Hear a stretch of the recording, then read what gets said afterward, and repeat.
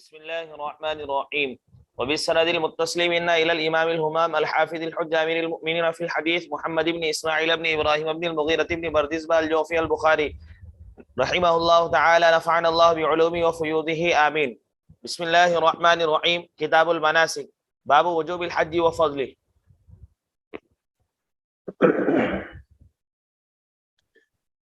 بسم اللہ الرحمن الرحیم. الحمد للہ رب العالمین والصلاة والسلام علی سید الانبیاء والمرسلین محمد وآلہ وصحبہ اجمعین، اما بعد. بسم اللہ الرحمن الرحیم. کتاب المناسک. مصنف رحمۃ اللہ تعالی علیہ نے اب یہاں سے زکوٰۃ کے مسائل وغیرہ کو تمہارے سامنے ذکر کر دے. اب اس کے بعد کیا کتاب المناسک یعنی حج کے احکامات اور حج کے متعلق تمہارے سامنے ذکر کر رہے ہیں.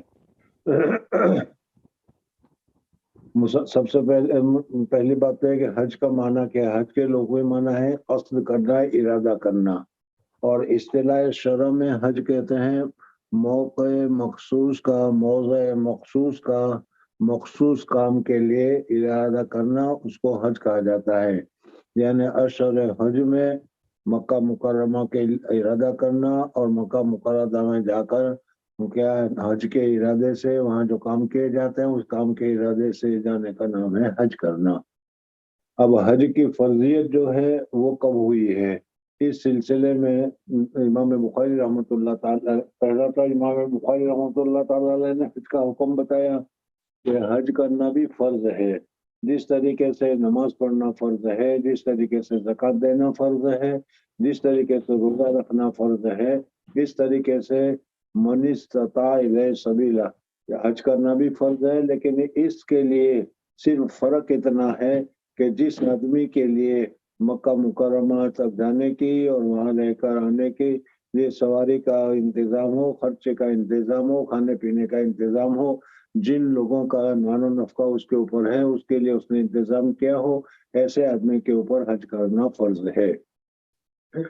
اس وجہ سے ابو صدی رحمۃ اللہ تعالی علیہ یہ فرماتے ہیں کہ حج کے لیے جانے کے سلسلے میں اگر تمہارے پاس آنے جانے کی سہولت ہو اور آنے جانے کا خرچہ ہو تو اس صورت میں حج کرنا تمہارے اوپر فرض ہو جائے گا. حج کی فرضیت ثابت کی. اب اس کے بعد حج کی فرضیت کس وقت ہوئی تو اس سلسلے میں صحیح قول یہ ہے کہ سن ہجری 9 میں حضور اکرم صلی اللہ علیہ وسلم کے اوپر حج کی فرضیت ہوئی. لیکن حضور اکرم صلی اللہ علیہ وسلم سن ہجری 9 میں حج کے لیے تشریف نہیں لے گئے. اس سے معلوم ہوا کہ تراخی کے ذریعے سے مرنے سے پہلے اگر اس کو ادا کر لیا جائے تو تاخیر کرنے کا گناہ نہیں ہے. لیکن اگر کسی آدمی نے ادا نہیں کیا اور ویسے ہی مر گیا تو حدیث پاک میں اس کے متعلق بہت سخت وعید ذکر کی گئی ہے کہ مات یہودین او نصرانین. حضور اکرم صلی اللہ علیہ وسلم فرمایا کہ جس آدمی کے پاس سہولت ہو، اس کے اوپر حج فرض ہوا ہو، لیکن اس کے باوجود اگر اس نے حج نہیں کیا تو اس صورت میں مات یہودیوں و نصرانین کی وجہ سے اس کی بہت زیادہ شدت ہے. اب تیسری بات یہاں پر یہ ہے کہ مصنف رحمۃ اللہ تعالی علیہ نے جیسے دوسری کتابوں میں تم نے پڑھا ہوگا کہ کیا ہے کتاب الصلاۃ کو ذکر کیا جاتا ہے، پھر اس کے بعد کتاب الزکوٰۃ کو ذکر کیا جاتا ہے، اور کتاب الزکوٰۃ کے ذکر کرنے کے بعد صوم کو ذکر کیا جاتا ہے، اور پھر اس کے بعد حج کو ذکر کیا جاتا ہے. اس وجہ سے مصنف رحمۃ اللہ تعالی علیہ نے اس کا خلاف کیا، اور خلاف میں یہ کیا کہ کتاب الصلاۃ کو ذکر کیا، کتاب الصلاۃ کے بعد کتاب الزکوٰۃ کو ذکر کیا، اور کتاب الزکوٰۃ کو ذکر کرنے کے بعد کتاب الحج کو ذکر کر دیا. کتاب الصوم کو انہوں نے ذکر نہیں کیا. اب اس کے بعد جب یہ حج کا مسائل ختم ہوں گے اس کے بعد کتاب الصوم کو ذکر کریں گے. تو صحیح وجہ تو یہی ہے کہ حدیث پاک میں حضور اکرم صلی اللہ علیہ وسلم نے جو حدیث ذکر فرمائی ہے بنی اسلام علی خمس، اس سلسلے میں حضور اکرم صلی اللہ علیہ وسلم نے کتاب الصلاۃ کو ذکر کیا، کتاب الزکوٰۃ کو ذکر کیا، اور کتاب الزکوٰۃ کے بعد حج کو ذکر کیا، اور پھر اس کے بعد کیا صوم کو ذکر کیا. تو مصنف رحمۃ اللہ تعالی علیہ نے حدیث پاک کی ترتیب کی اتباع میں کیا ہے کتاب الحج کو یہاں پر ذکر کیا. بعض شرح اس کی اور بھی وجوہات بیان کرتے ہیں اور یہ فرماتے ہیں کہ عبادت کی دو قسمیں ہیں، ایک کو تو کہا جاتا ہے عبادت بدنیہ اور دوسرے کو کہا جاتا ہے عبادت مالیہ۔ عبادت بدنیہ کا تو معنی یہ ہے کہ وہ ایسی عبادت کہ جس میں بدن کا استعمال ہوتا ہے، اور عبادت مالیہ اس کو کہتے ہیں کہ جس میں مال کا کیا خرچ ہوتا ہے اور مال کے ذریعے سے مال خرچ کر کر وہ عبادت کو کی جاتی ہے۔ تو مصنف رحمۃ اللہ تعالی علیہ نے سب سے پہلے کیا ہے بدنی عبادت کو ذکر کیا، نماز کو کہ جس میں بدن استعمال ہوتا ہے، پھر اس کے بعد کتاب الزکوٰۃ کو ذکر کیا جس میں مال کا استعمال کیا جاتا ہے، اور اب تیسرا جو ہے ویسی عبادت کے جس میں بدن اور مال دونوں استعمال کیا جاتا ہے، اور وہ حج ہے کہ اس میں حج میں بدن بھی استعمال کیا جاتا ہے اور پیسے بھی پیسے بھی خرچ کیے جاتے ہیں۔ اس وجہ سے مصنف رحمۃ اللہ تعالی علیہ نے اس کو یہاں پر ذکر کیا۔ بہرحال مصنف رحمۃ اللہ تعالی علیہ اسلام کے بنیادی چیزوں میں سے کیا ہے ایک چیز حج ہے، اس حج کو تمہارے سامنے ذکر کر رہے ہیں۔ حج کا جو یہ سفر ہے، یہ سفر کس چیز کا مظاہرہ کر رہا ہے، کس کی نمائندگی کر رہا ہے، اس کے متعلق بھی علماء میں بہت تفصیل کے ساتھ اس مضمون کو ذکر کیا گیا ہے۔ حضرت اکبر شیخ الحدیث صاحب نور اللہ مرکزہ نے فضائل حج نامی کتاب لکھی ہے، اس میں بہت تفصیل کے ساتھ اس مسئلے کو بھی ذکر کیا ہے، اور اخیر میں بہت سارے واقعات بھی کیا ہے کہ حج کے متعلق حضرت شیخ نور اللہ مرکزہ نے ذکر کیا ہے۔ فضائل کی کتابوں میں یہ کتاب موجود ہے، اگر موقع ہو تو اس کو دیکھ لینا تو اس سے پتہ چلے گا کہ حج کا سفر کس چیز کا مبصر ہے۔ بعض حضرات کہتے ہیں کہ یہ حج کا سفر جو ہے وہ موت کا مضر ہے، اور عامتاً ہم لوگوں کے یہاں یعنی ہمارے ہندوستان میں بھی عام لوگ سب سے زیادہ حج کے لیے اسی وقت پہنچتے ہیں جب بوڑھے ہو گئے ہوتے ہیں، ضعیف ہو گئے ہوتے ہیں، کمزور ہو گئے ہوتے ہیں، مرنے کی تیاری ہوتی ہے، اور اس وقت میں وہ حج کے لیے جاتے ہیں۔ اس وجہ سے کہ یہ کیا ہے حج کا سفر بڑا مشقت بھی ہے، دور و دراز کا بھی ہے، اور عامتاً کیا ہے آدمی کا وفات بھی اس میں ہو جایا کرتی ہے۔ اس وجہ سے سب سے اخیر میں یہ کام کیا جاتا ہے، بخلاف دوسرے ملکوں کے دوسرے ملکوں کے لوگ جو ہے نوجوانی میں آتے ہیں، اور حج کا یہ سفر جو ہے بڑھاپے کے مقابلے میں نوجوانی کے زمانے میں کرنا بہت ہی زیادہ مفید اور بہت ہی زیادہ باعث خیر و برکت ہے۔ خیر بہرحال بعض حضرات تو کہتے ہیں کہ اس میں یہ سفر جو ہے وہ موت کا مضر ہے۔ جس طریقے سے مرنے کے بعد دو کفن کے سفید دو کپڑے پہنے دیے جاتے ہیں، اسی طریقے سے احرام میں بھی جو سفید دو کپڑے ہوتے ہیں اور جس طریقے سے پہنے جاتے ہیں اس کے اعتبار سے گویا کہ یہ موت کا مضر ہے، ہر وقت آدمی کو یاد دلاتا ہے، اور موت کا یاد ہونا یا موت کی یاد ہو جانا یہ بہت بڑی سعادت ہے، بہت بڑی خوش قسمتی ہے کہ کسی کو کیا ہے اس دنیاوی زندگی میں موت کی یاد ہو جائے، اور موت کا یاد ہونا اس کے اعمال، اخلاق، افعال وغیرہ کے لیے درست کا سبب اور ذریعہ بنتا ہے۔ دوسرا قول یہ ہے کہ حج کا یہ سفر جو ہے وہ عشق کا مضر ہے، یعنی ایک آدمی جو ہوتا ہے وہ کسی کے اوپر عاشق ہوتا ہے تو عاشق سچا عاشق ہونے کی صورت میں وہ تمام چیزوں کو چھوڑ دیتا ہے، اور تمام رغبتوں سے، تمام زیب و زینتوں سے اور تمام چیزوں سے بچ کر کیا ہے ہر وقت اپنے محبوب کی عشق میں، محبوب کی توجہ اور محبوب کے دھیان میں لگ جاتا ہے۔ اس طریقے سے یہ حج کا سفر جو ہے یہ حج عشق کا مضر ہے۔ جس طریقے سے ایک آدمی کیا ہے عشق میں لگنے کے بعد پھر وہ تمام چیزوں سے، کپڑوں سے، کھانے پینے سے اور دوسری چیزوں سے بے رغبتی اختیار کرتے ہوئے اپنے محبوب کی توجہ میں لگ جاتا ہے، کبھی اس کے گھر کبھی اس کے در، سمجھ میں کبھی اس کے گھر کبھی اس کے گھر، عشق تیرا شکریہ میں کہاں کہاں سے گزر گیا، جیسا کہ کیا ہے دوسری حدیثوں میں بھی دوسرے شاعروں نے بھی اس کو ذکر کیا ہے۔ بہرحال حضرت شیخ نور اللہ مرکزہ نے اس مظہر کو یعنی عشق کا، یہ حج جو ہے وہ عشق کا مظہر ہے اور عشق کی نمائندگی ہے، اس میں اللہ تبارک و تعالیٰ کے ساتھ عشق اللہ تبارک و تعالیٰ کے گھر کے ساتھ ہی کبھی گھر کا طواف ہو رہا ہے، کبھی کس جگہ پر جانے کا حکم ہو رہا ہے، کبھی کبھی معلوم ہو کہ معشوق آج فلانی جگہ پر ہے تو وہاں جاتا ہے، مینا میں ہے تو مینا میں جاتا ہے، عرفات میں ہے تو عرفات میں جاتا ہے، اور اگر یہ معلوم ہوتا ہے کہ اب کیا ہے میرے معشوق کا تجلی یا اظہار مزدلفہ میں ہے تو مزدلفہ میں گزارتا ہے۔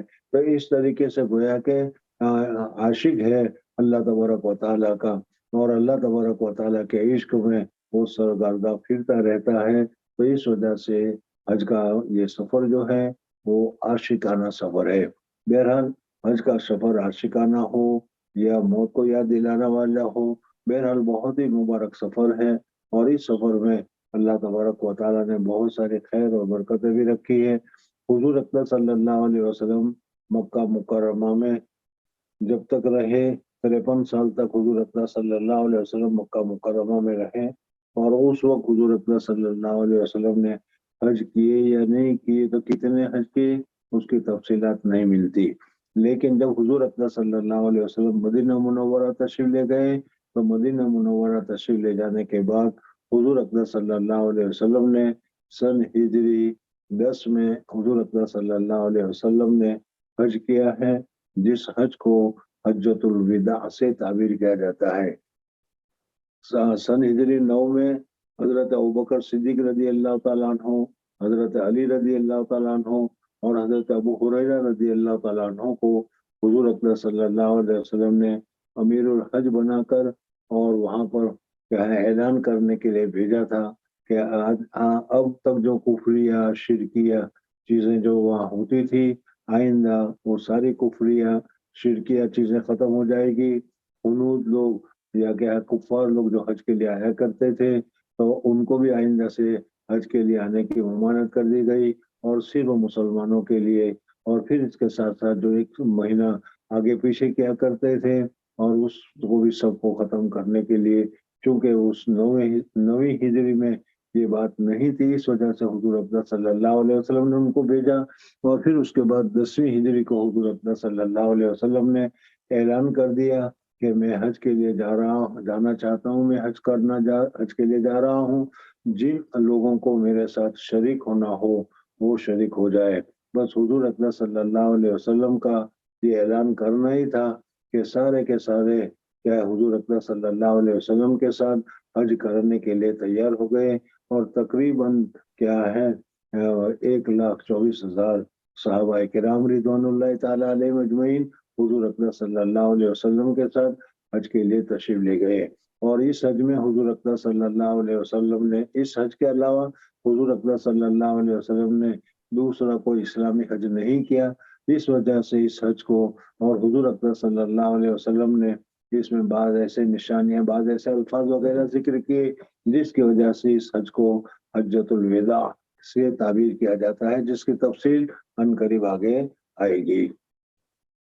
تو مصنف رحمۃ اللہ تعالی علیہ نے یہاں سے حج کے متعلق احکامات کو، حج کے متعلق مسائل کو تمہارے سامنے ذکر کیا ہے، اور جیسا کہ تمہیں معلوم ہے کہ مصنف رحمۃ اللہ تعالی علیہ کی عادت ہے کہ ثبوت کے لیے سب سے پہلے قرآن پاک کی آیتوں کو ذکر کرتے ہیں، اور ان آیتوں میں حج کی فرضیت معلوم ہوئی، اور پھر اس صورت میں حج کب فرض ہوا اس کا بھی کیا ہے معلوم ہوا۔ اس وجہ سے امام بخاری رحمۃ اللہ تعالی علیہ حج کی فرضیت اور حج کی ابتدا کب ہوئی اس کو تمہارے سامنے ذکر کر رہے ہیں۔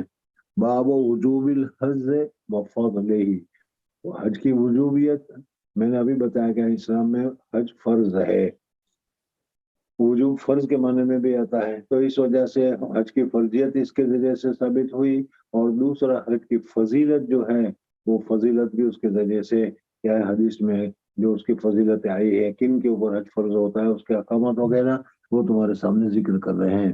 وَلِلَّهِ عَلَى النَّاسِ حِجُّ الْبَيْتِ مَنِ اسْتَطَاعَ إِلَيْهِ سَبِيلًا، اس آیت کے ذریعے وَلِلَّهِ اللہ تبارک و تعالیٰ ہی کے لیے لوگوں کے اوپر حج کرنا ہے جو اس کی طرف جانے کی طاقت رکھتا ہو۔ وَمَنْ كَفَرَ فَإِنَّ اللَّهَ غَنِيٌّ عَنِ الْعَالَمِينَ، اور اگر جس آدمی نے حج سے کفر کیا، انکار کیا، حج کی فرضیت سے انکار کیا، حج کرنے سے انکار کیا، تو اس اللہ تبارک و تعالیٰ کیا ہے ایسے لوگوں سے بری ہے، اور اللہ تبارک و تعالیٰ ان سے مستغنی ہے. جی. وقول الله تعالى ولله على الناس حج البيت من استطاع إليه سبيلا ومن كفر فإن الله غني عن العالمين. حدثنا عبد الله بن يوسف قال أخبرنا مالك عن ابن شهاب عن سليمان بن يسار عن عبد الله بن عباس رضي الله عنهما قال كان الفضل رديف رسول الله صلى الله عليه وسلم فجاءت امرأة من خثعم فجعل الفضل ينظر. حضور اقدس صلی اللہ علیہ وسلم نے جو حج کیا جس کو حجۃ الوداع کہتے ہیں 10ویں ہجری میں کیا، اس وقت حضور اقدس صلی اللہ علیہ وسلم اور حضور اقدس صلی اللہ علیہ وسلم کے ساتھ صحابہ کرام رضوان اللہ تعالی علیہ مجمعین کی ایک بڑی لمبی جماعت تھی.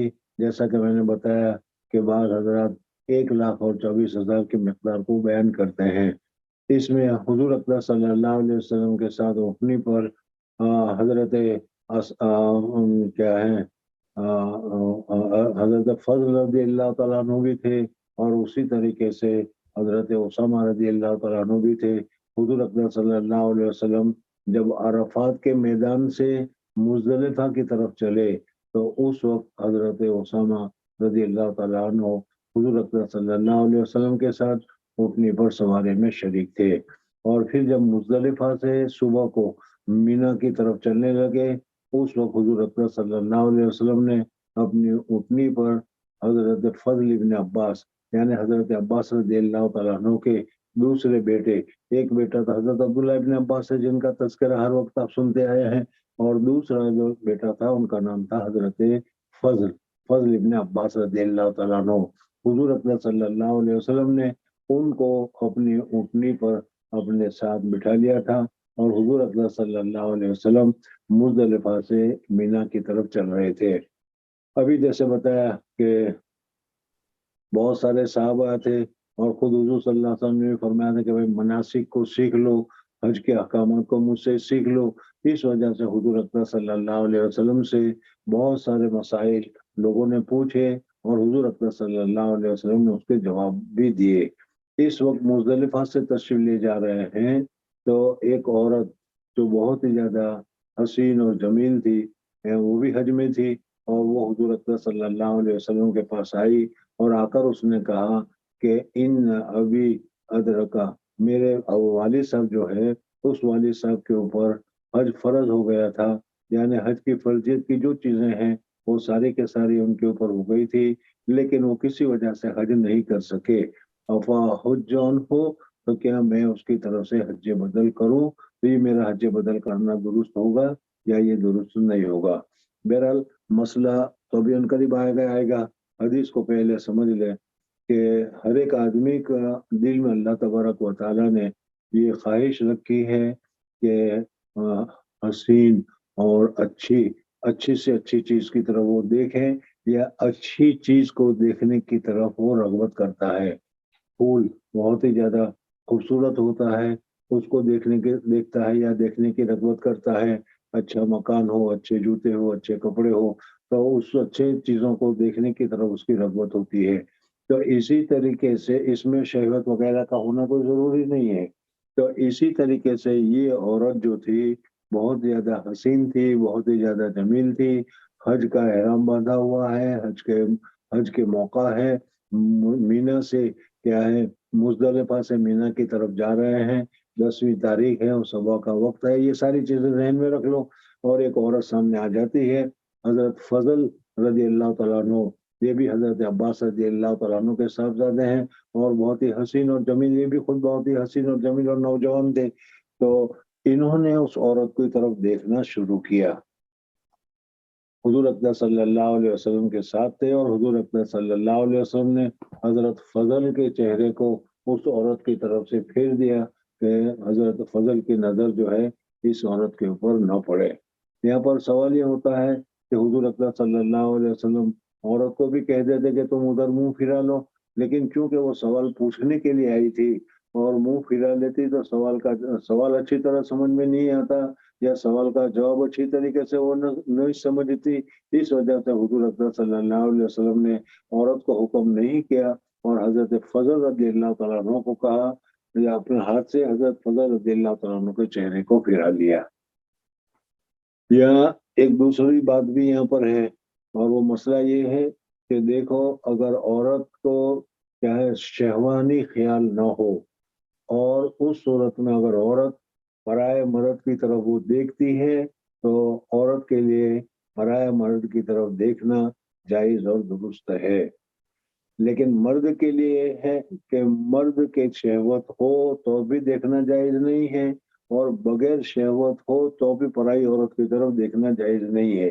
اس وجہ سے حضور اکرم صلی اللہ علیہ وسلم نے حضرت فضل رضی اللہ تعالیٰ عنہ کا چہرے کو پھرا دیا کہ بغیر شہوت کے تم دیکھ رہے ہو، خوبصورت چیز کو دیکھ رہے ہو، خوبصورت چیز کو دیکھنا جائز بھی ہے، لیکن چونکہ تم مرد ہو اور مرد ہونے کی وجہ سے عورت کی طرف بغیر شہوت کے دیکھنا بھی جائز نہیں ہے، اس وجہ سے حضور اکرم صلی اللہ علیہ وسلم نے حضرت فضل کے چہرے کو پھرا دیا۔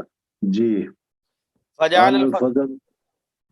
فجعل الفضل ينظر إليها وتنظر إليه، وجعل النبي صلى الله عليه وسلم يصرف وجه الفضل إلى الشق الآخر، فقالت يا رسول الله إن فريضة الله على عباده في الحج أدركت أبي شيخا كبيرا لا يثبت على الراحلة أفأحج عنه؟ قال یعنی نعم۔ وہ سفر کرنے کی صلاحیت نہیں رکھتا یا وہ سفر نہیں کر سکتا، راحلہ کے اوپر بیٹھنا، اونٹ کے اوپر بیٹھنا، کجاوے پر بیٹھنا، کجاوے پر بیٹھ کر سفر کرنا، یہ ان کے بس کی طاقت نہیں ہے، وہ بہت ہی ضعیف اور بہت کمزور ہے، اس وجہ سے وہ خود تو سفر نہیں کر سکے۔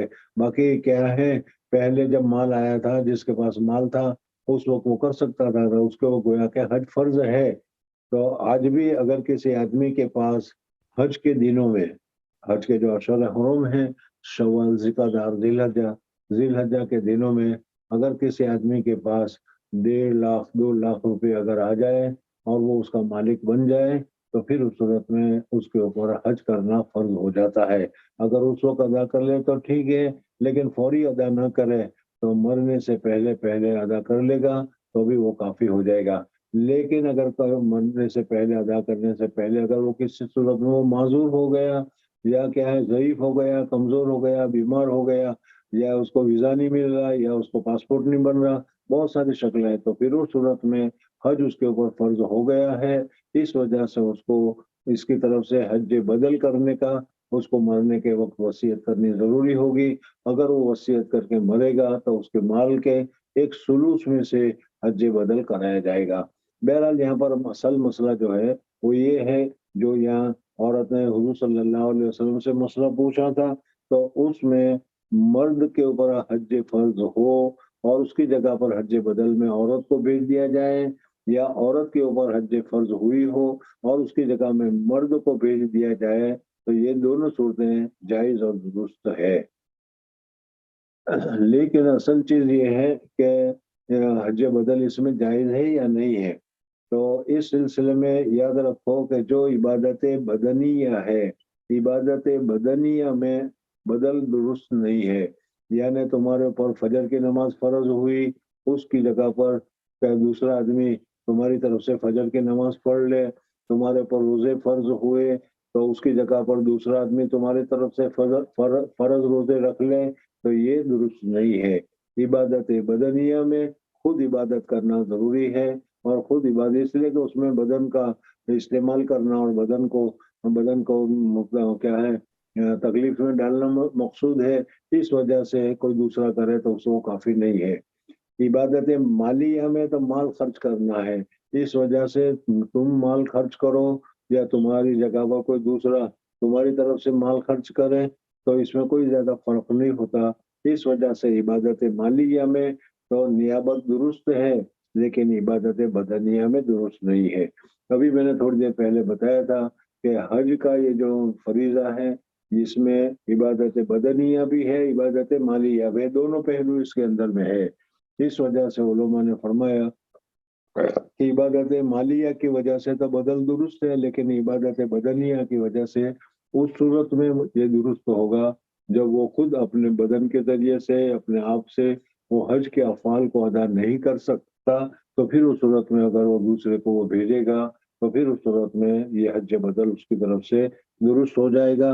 حضور اکرم صلی اللہ علیہ وسلم سے سوال کیا گیا تو حضور اکرم صلی اللہ علیہ وسلم نے فرمایا کہ تمہارے والد کے اوپر کیا قرضہ ہو اور اس کا انتقال ہو جائے تو تم اس کی طرف سے قرضہ ادا کر سکتے ہو یا نہیں؟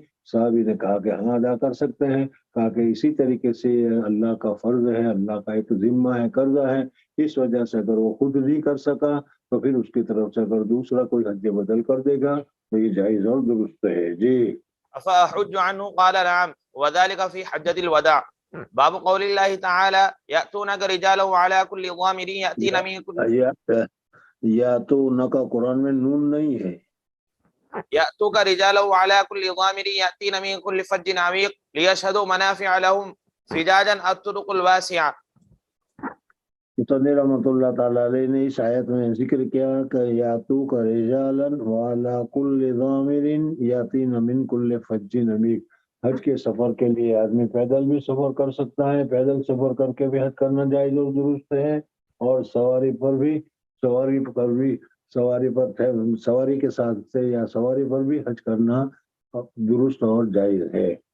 یہاں پر ایک دوسرا مسئلہ ہے جس کی طرف کیا ہے شرح نے اور مفسرین نے اشارہ کیا ہے، اور وہ یہ ہے کہ اگر کوئی آدمی پیدل حج کرے تو یہ پیدل حج کرنا افضل ہے یا سواری پر سوار ہو کر حج کرنا افضل ہے.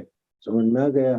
دونوں قول اس میں ذکر کیے گئے ہیں. ایک قول کے اعتبار سے سواری پر سوار ہو کر کیا کرنا، حج کرنا، اس کو افضل قرار دیا گیا ہے، اور دوسرا یہ ہے کہ پیدل حج کرنا یہ افضل قرار دیا گیا ہے. جن لوگوں نے پیدل حج کرنے کو افضل قرار دیا ہے وہ قرآن پاک کی اس آیت سے ہی استدلال کرتے ہیں. یا تو کا رجالن، یہاں پر رجال مانے پیدل، یعنی تمہارے حج کے لیے وہ پیدل آئیں گے. تو اللہ جل جلالہ و امن والوں نے سوار کے مقابلے میں رجالن کو پہلے ذکر کیا، اس وجہ سے کیا ہے پیدل حج کرنے کو افضل قرار دیا گیا. یا دوسرا اس سے کیا پہلے جو انبیاء کرام رضوان اللہ تعالیٰ علیہ مجمعین گزرے ہیں، جیسے حضرت ابراہیم علیہ السلام اور اسی طریقے سے حضرت موسیٰ علیہ السلام اور دوسرے انبیاء، ان لوگوں نے پیدل حج کرنے کا ثبوت ملتا ہے. اس وجہ سے یہ حضرت کہتے ہیں کہ سواری پر حج کرنے کے مقابلے میں پیدل حج کرنا افضل ہے. لیکن بعض حضرات یہ کہتے ہیں کہ نہیں، سواری پر حج کرنا یہ افضل ہے. اس وجہ سے کہ اللہ تبارک و تعالیٰ نے یہاں پر ذکر کیا گیا ہے کہ رجالاً وعلی کل ضامر یاتین من کل فج عمیق. اس وجہ سے کیا سواری کے اوپر، اور خود حضور اکرم صلی اللہ علیہ وسلم نے جو سفر کیا ہے وہ سواری پر کیا ہے، اور حضور اکرم صلی اللہ علیہ وسلم کا عمل سب سے زیادہ افضل ہوگا، بہتر ہوگا. اس وجہ سے یہ حضرات فرماتے ہیں کہ سواری پر حج کرنا افضل ہے. جی حدثنا احمد بن عيسى قال حدثنا ابن وهب عن يونس عن ابن شهاب ان سالم بن عبد الله بن عمر اخبره ان ابن عمر رضي الله عنهما قال رايت رسول الله صلى الله عليه وسلم يركب راحلته بذي الحليفه ثم يهل حين تستوي به قائما. ابھی جیسے میں نے بتایا کہ حضور اکرم صلی اللہ علیہ وسلم نے یہ حج کا جو 10 ذی الحجہ کو سفر کیا ہے وہ اونٹنی پر کیا ہے. اس وجہ سے حضور صلی اللہ علیہ وسلم نے اس وقت احرام باندھا. اس کی تفصیل قریب آگے آئے گی کہ حضور اکرم صلی اللہ علیہ وسلم نے ظہر کی نماز 24 تاریخ کو ذی القعدہ کی 24 تاریخ کو حضور اکرم صلی اللہ علیہ وسلم نے فجر کی نماز مدینہ منورہ میں پڑھی، ظہر کی نماز مدینہ منورہ میں پڑھی، اور پھر وہاں سے حضور اکرم صلی اللہ علیہ وسلم صحابہ کرام ازواج مطہرات وغیرہ کے ساتھ حج کے لیے مدینہ منورہ سے نکلے. اور مدینہ منورہ سے کچھ آگے چل کر ایک جگہ ہے جس کو ذوالحلیفہ کہا جاتا ہے، وہاں پر حضور اکرم صلی اللہ علیہ وسلم نے پڑاؤ ڈالا، اور حضور اکرم صلی اللہ علیہ وسلم نے وہاں پر عصر کی نماز جو ہے وہ 2 رکعت پڑھی. پھر عصر کے بعد عصر، مغرب، عشاء اور فجر کی نماز پڑھی، اور حضور اکرم صلی اللہ علیہ وسلم نے وہاں سے احرام باندھا.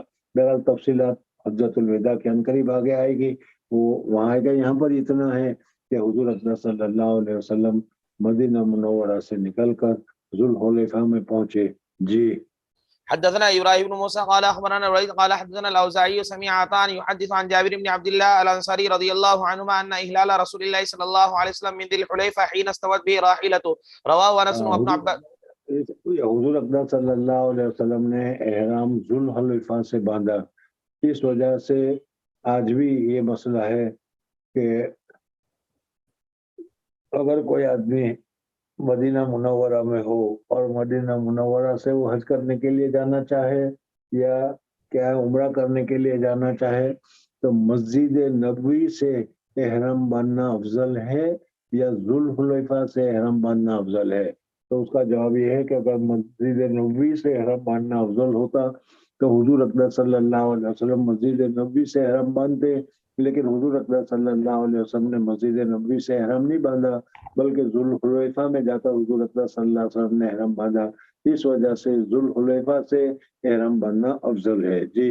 रवाहु अनस व इब्न अब्बास अब रज़ी उसमें अल्लाह। ये कि हुजूर अकबर सल्लल्लाहु अलैहि वसल्लम ने कब बांधा, ये हदीस आ रही, उससे पहले भी हदीस गई, जिस वक्त तक ऊँटनी सही सीधी खड़ी हो गई वगैरह, ये तफसील है। लेकिन इस तफसील में इख्तिलाफ भी है। लेकिन अभी अनकरीब हदीस आएगी कि हुजूर अकबर सल्लल्लाहु अलैहि वसल्लम का सफर कब शुरू हुआ, किस तरीके से शुरू हुआ, क्या किया, उस वक्त में इस जुमले के ऊपर बयान किया जाएगा। बहरहाल आगे चलो अभी।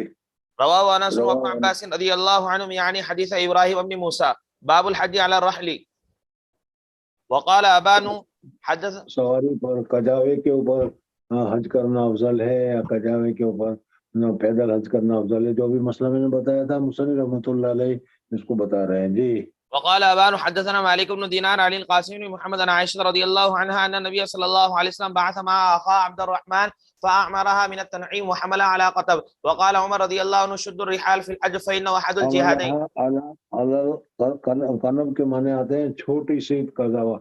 एक तो होता है क्या है ऊँटनी, और एक तो होता है घोड़ा। घोड़ा के ऊपर जिस तरीके से साथ बिछाया जाता है, एक आदमी उसमें बैठ सकता है। ऐसे छोटा सा ये क्या है कजावा सा बनाया जाता है, जिसको अरबी में कनब से ताबीर किया जाता है, यानी एक आदमी उसके ऊपर बैठ सकता है।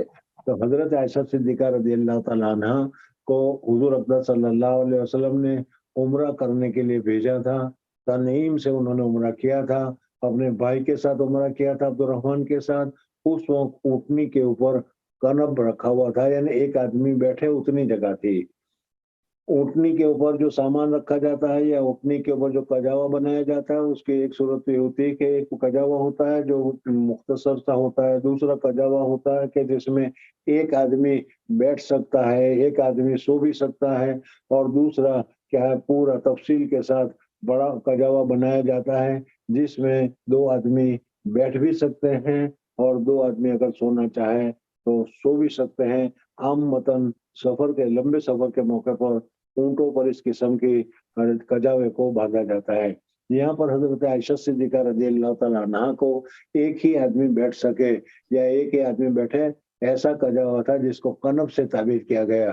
तो कहा कि हजरत आयशा सिद्दीका रज़ी अल्लाह तआला अन्हा ने उसके ऊपर बैठकर उम्रा किया। जी। وقال محمد بن ابي بكر حدثنا يزيد بن زريع قال حدثنا عزرة بن ثابت عن سمامة بن عبد الله بن انس قال حج انس رضي الله عنه على رحل ولم يكن شعيا وحدث ان النبي इसी صلى الله तरीके से हजरत अनस रज़ी अल्लाह तआला अन्हु का यहाँ मामूल जिक्र किया गया कि हजरत अनस रज़ी अल्लाह तआला अन्हु ने हज किया, वो रहल पर किया। रहल भी एक आदमी बैठ सके या एक आदमी क्या लेट सके, इतना छोटा सा कजावा हो, उसको रहल से ताबीर किया जाता है। तो हजरत अनस रज़ी अल्लाह तआला अन्हु ने जिस वक्त हज किया, उस वक्त ऊँट के ऊपर एक आदमी के बैठने की या एक आदमी के लेटने की सहूलत थी, ऐसे कजावे के ऊपर उन्होंने हज किया। जी। وحدث ان النبي صلى الله عليه وسلم حج على رحل وكانت زاملته. حدثنا عمرو بن علي قال حدثنا ابو عاصم قال حدثنا ايمن بن نابل قال حدثنا القاسم بن محمد عن عائشه رضي الله عنها انها قالت يا رسول الله اعتمرتم ولم اعتمر. قال يا عبد الرحمن اذهب باختك فاعمرها من التنعيم فاحقبها على ناقه فاعتمرت. हजरत आयशा सिद्दीका रज़ी अल्लाह तआला अन्हा हुजूर अकबर सल्लल्लाहु अलैहि वसल्लम के साथ हज्जतुल विदा में साथ थी, और हजरत आयशा सिद्दीका रज़ी अल्लाह तआला अन्हा ने एहरम बांधा था। लेकिन अभी सरफ एक जगह पहुंची थी, मक्का मुकर्रमा पहुंचने से पहले हजरत आयशा सिद्दीका रज़ी अल्लाह तआला अन्हा को हैज की शुरुआत हो गई। तो हजरत आयशा सिद्दीका रज़ी अल्लाह तआला अन्हा रोने लगी। तो हुजूर अकबर सल्लल्लाहु अलैहि वसल्लम तशरीफ ले आए, देखा तो हजरत आयशा सिद्दीका रज़ी अल्लाह तआला अन्हा रो रही है। तो पूछा क्यों बात है, क्या हुआ, क्यों रो रही है? तो हजरत आयशा सिद्दीका रज़ी अल्लाह तआला ने कहा कि हज के दिन आ गए, मैं हज में आई और मैं तो मुझे तो हैज आ गया, میں حج میں نہ آتی تو کتنا اچھا ہوتا، اس وجہ سے کہ حیض کی حالت میں حج کے کام تو میں کوئی کر نہیں سکوں گی۔ تو حضور اکرم صلی اللہ علیہ وسلم نے اس کی دھارس بندوائی اور کہا کہ فکر مت کرو، یہ حیض اللہ تبارک و تعالیٰ نے حضرت حوا رضی اللہ تعالیٰ عنہ اور حضرت حوا رضی اللہ تعالیٰ عنہ کی بیٹی اوپر لکھ دیا ہے، وہ تو ہر ایک کو آ کر ہی رہتا ہے اور آئے گا ہی، چلو تم کوئی فکر مت کرو۔ لیکن حیض کی حالت میں صرف مسجد حرام میں جانا جائز نہیں ہے، اس وجہ سے تم مسجد میں داخل نہیں ہو سکو گی، باقی دوسرے جو کام ہے عرفات کے میدان میں جانا، مزدلفہ میں جانا، مینا میں جانا، تسبیحات پڑھنا، دعا کرنا وغیرہ کر سکتے ہو، وہ کرتے رہو۔ بہرحال حضرت عائشہ صدیقہ رضی اللہ تعالیٰ عنہ نے کیا ہے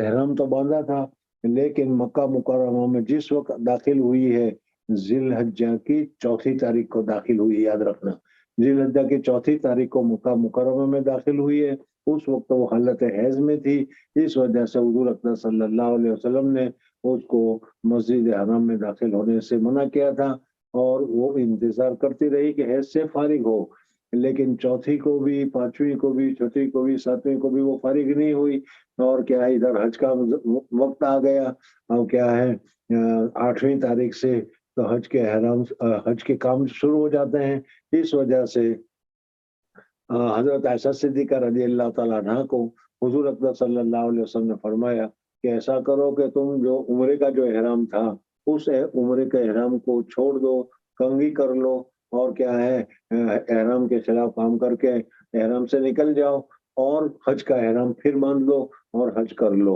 اور حج میں جیسا کہ ابھی بتایا سارے کام کر سکتے ہیں، صرف طواف نہیں کر سکتے۔ بہرحال تو حضرت عائشہ صدیقہ رضی اللہ تعالیٰ نے ایسا کیا۔ جب حج سے فارغ ہو گئے، 9 تاریخ کو عرفہ میں تھے، 10ویں تاریخ کو مینا میں، 11ویں کو مینا میں، 12ویں کو مینا میں، اور پھر اس کے بعد 13 تاریخ کو مینا میں رہنے کے بعد جب حضور اکرم صلی اللہ علیہ وسلم 14 تاریخ کو وہاں سے فارغ ہونے لگے، تو حضرت عائشہ صدیقہ رضی اللہ تعالیٰ عنہ نے حضور اکرم صلی اللہ علیہ وسلم سے فرمایا کہ یا رسول اللہ صلی اللہ علیہ وسلم، میری دوسری سوتنیں ہیں جو وہ، یا میری دوسری رشتہ دار حضرات ہیں، یا میری دوسری بہنیں وغیرہ ہیں، وہ سب نے 2 عمل کیے، عمرہ بھی کیا اور حج بھی کیا، اور میں نے تو صرف حج ہی کیا ہے۔ تو حضور اکرم صلی اللہ علیہ وسلم نے ان کے بھائی حضرت عبد الرحمن کو کہا کہ جاؤ اپنی بہن کو لے کر جاؤ، حرم سے باہر نکلو، عمرہ حرم میں ہوتا ہے، اس وجہ سے احرام اس کا حرم سے باہر ہوگا، حرم سے باہر حضرت عائشہ صدیقہ رضی اللہ تعالیٰ عنہ کو لے کر جاؤ اور ان کے ساتھ عمرہ کرو، اور عمرہ کرنے کے بعد فلانی جگہ پر مجھ سے آ کر مل لینا۔ چنانچہ تفصیل قریب آگے آئے گی، حضرت عبد الرحمن اپنی بہن کو لے کر تنعیم پہنچے، اور تنعیم جا کر حضرت عائشہ صدیقہ رضی اللہ تعالیٰ عنہ نے عمرے کا احرام باندھا، اور احرام باندھ کر حضرت عائشہ صدیقہ رضی اللہ تعالیٰ عنہ نے رات عمرہ کیا، اور عمرہ کر کے صبح سے پہلے حضور اکرم صلی اللہ علیہ وسلم نے جہاں پر قیام کیا تھا وہاں پر پہنچ گئی۔ تو اس حدیث کو یہاں پر ذکر کر رہے ہیں۔ جی، باب فضل الحج مبرور۔ حدثنا عبد العزيز بن عبد الله قال حدثنا فأمرها من التنعیم فعقبها على ناقة فاعتمرت، یعنی حضرت عبد الرحمن نے اونٹنی پر حضرت عائشہ صدیقہ رضی اللہ تعالیٰ عنہ کو لے گئے اور عمرہ کیا، اور عمرہ کر فارغ ہو۔ اب یہاں سے مصنف رحمۃ اللہ تعالیٰ علیہ حج مبرور کو تمہارے سامنے ذکر کرتے ہیں۔ باب فضل حج المبرور، حج مبرور کی فضیلت۔ مبرور کا معنی کیا ہے، اس میں مختلف اقوال ہیں، اس وجہ سے کس کو حج مبرور کہا جاتا ہے، اس میں شعراء کے مختلف اقوال نقل کیے جاتے ہیں۔ جو حج کے جو احکامات ہیں، وہ احکامات پوری طریقے سے اچھے طریقے پر کیے جائیں، تو سنت کی ادائیگی پوری طریقے سے ہو، اس میں کسی قسم کی کوئی کمی وغیرہ نہ ہو، تو اس کو حج مبرور سے تعبیر کیا جاتا ہے۔ دوسرا قول یہ ہے کہ کامل اخلاص کے ساتھ ہر کام اچھی طریقے سے کیا جائے، اس میں کوئی بھی گناہ وغیرہ نہ کیا جائے، حج کے پورے سفر میں اگر کوئی گناہ نہ ہو تو اس صورت میں اس کو حج مبرور کہا جائے گا۔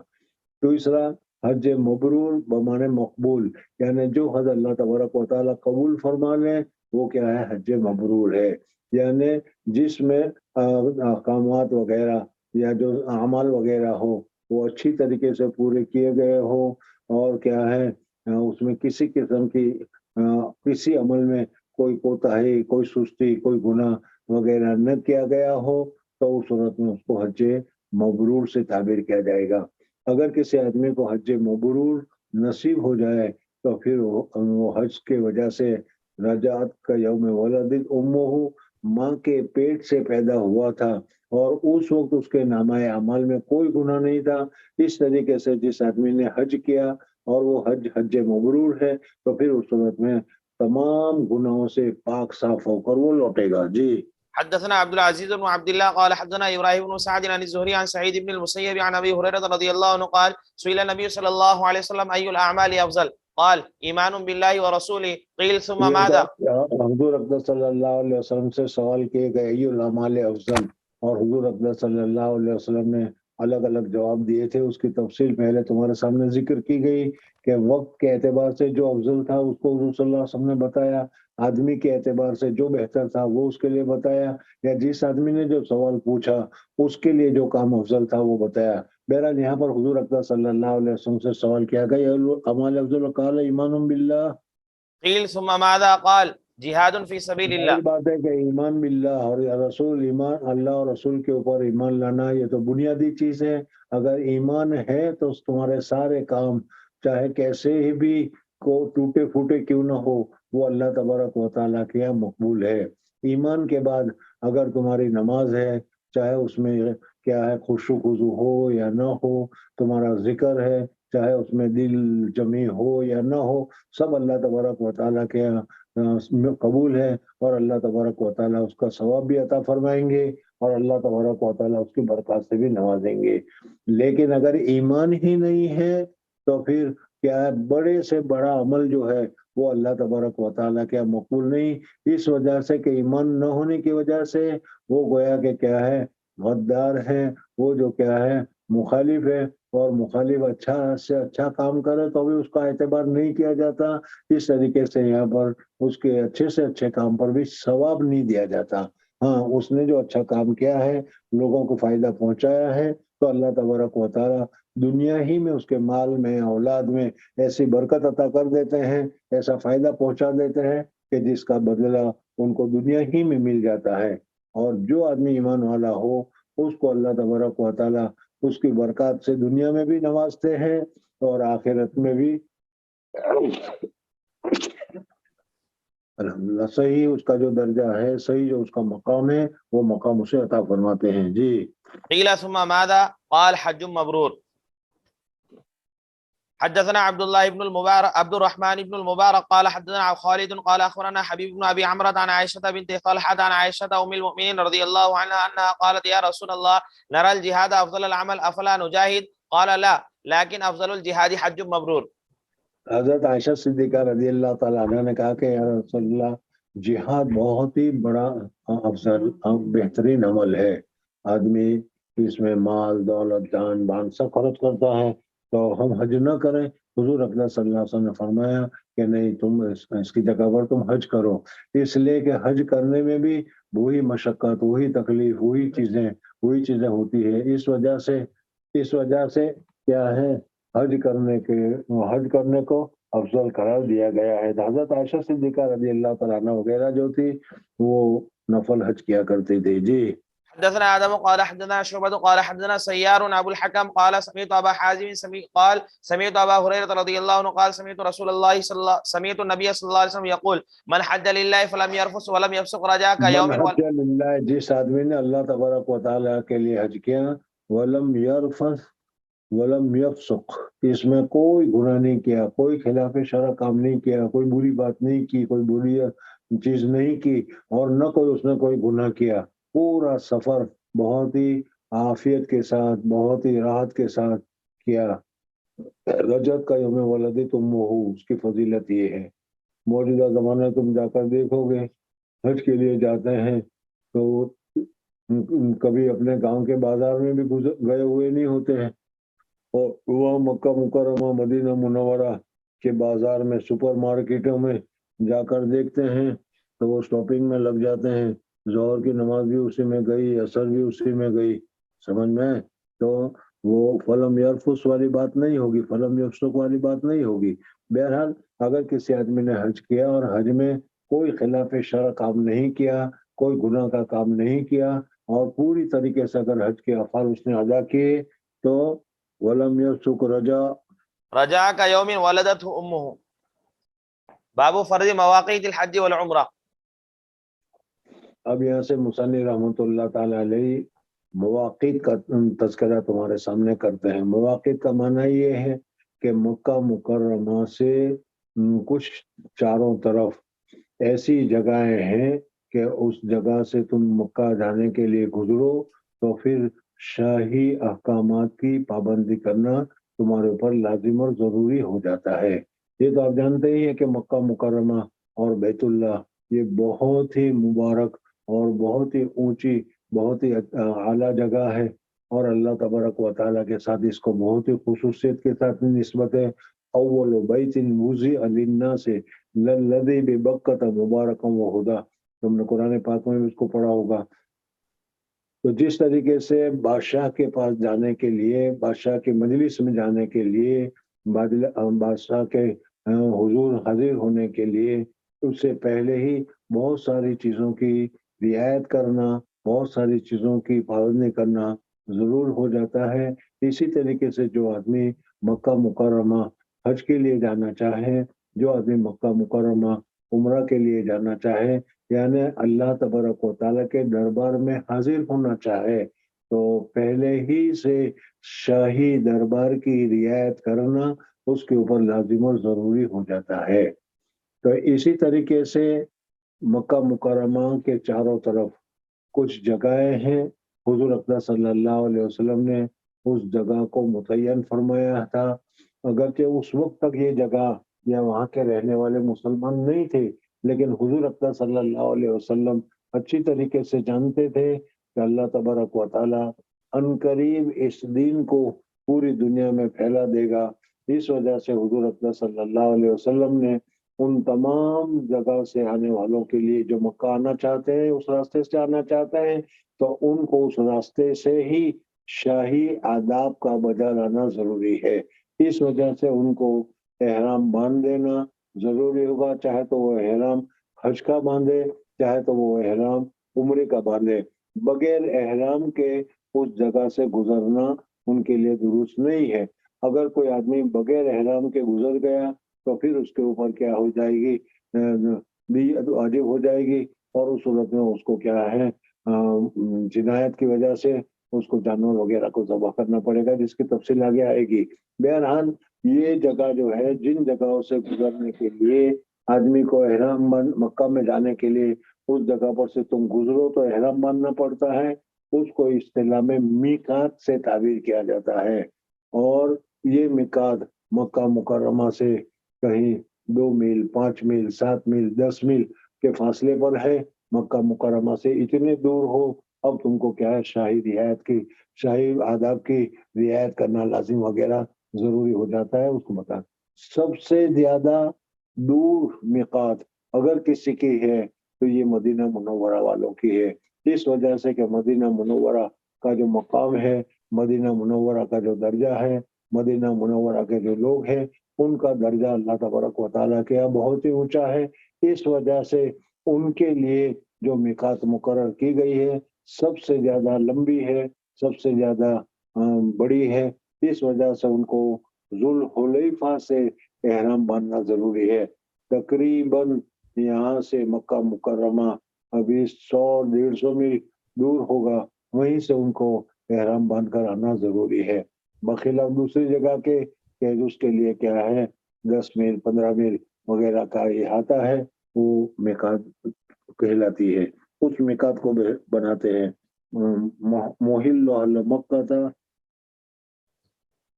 حدثنا مالك بن اسماعيل قال حدثنا زهير قال حدثني زيد بن جبير انه اتى عبد الله بن عمر رضي الله عنهما في منزله وله فسطاط وسرادق فسالته من اين يجوز ان اعتمر قال فرضها رسول الله صلى الله عليه وسلم لاهل نجد من قرن ولاهل المدينه ذي الحليفه ولاهل الشام الجحفه. یا پھر پر بابا مواقع الحج والعمرہ. جی باب قول الله تعالى وتزودوا فان خير. باب فرض مواقيت الحج والعمرة. حدثنا مالك بن اسماعيل قال حدثنا زهير قال حدثني زيد بن جبير انه اتى عبد الله بن عمر رضي الله عنهما في منزله وله فسطاط وسرادق فسالته من حضرت عبداللہ ابن عمر رضی اللہ تعالیٰ عنہ کے پاس وہ پہنچے اور حضرت عبداللہ ابن عمر رضی اللہ تعالیٰ عنہ ان کا جو سفر میں جو مکان تھا وہ ایک چھوٹا سا خیمہ سا بنایا ہوا تھا، وہ وہاں پر وہ پہنچے. وَلَوْ فُسْطَاطٌ وَسَرَادِقٌ فسالته من اين يجوز ان اعتمر قال انہوں نے کہا کہ میں عمرہ کرنا چاہتا ہوں اور میں کہاں سے احرام باندھوں؟ تو حضرت عبداللہ ابن عمر رضی اللہ تعالیٰ عنہ نے کہا قال فرضها رسول الله صلی اللہ علیہ وسلم لأهل نجد من قرن. اہل نجد جو ہے، نجد ریاض، آج کل جس جگہ پر ریاض ہے وہ اس علاقے کو نجد سے تعبیر کیا جاتا ہے، اس وجہ سے کہ زیادہ ابھرا ہوا اور اونچا علاقہ ہے وہ. تو اگر تم نجد سے اگر کوئی آ رہا ہو تو اس کو احرام باندھنا پڑے گا من قرن. وَلِأَهْلِ الْمَدِينَةِ ذَا الْحُلَيْفَةِ. اور اگر مدینہ سے کوئی آ رہا ہے تو ذو الحلیفہ، یہ میقات بتائے جا رہے. جی وَلِأَهْلِ الشَّامِ الْجُحْفَةِ. اہل شام کے لیے اگر کوئی شام سے آ رہا ہے تو اس صورت میں جوفا کا جو علاقہ ہے وہاں سے اس کو احرام باندھنا ضروری ہے. سمجھ میں آ گیا؟ ہمارے یہاں ہندوستان سے جو کوئی آدمی حج کے لیے جانا چاہ رہا ہے، عمرہ کے لیے جانا چاہ رہا ہے، تو اس صورت میں سمندر کے راستے سے جب پہلے سے جایا کرتے تھے تو یلملم کے پاس سے گزرتے تھے. یلملم پر سے نہیں، یلملم زمین پر جو علاقہ ہے اسی علاقے کے سیدھ میں سمندر میں گزرتے تھے، وہاں سے وہ لوگ احرام باندھتے تھے. بہرحال یہ میقات ہے.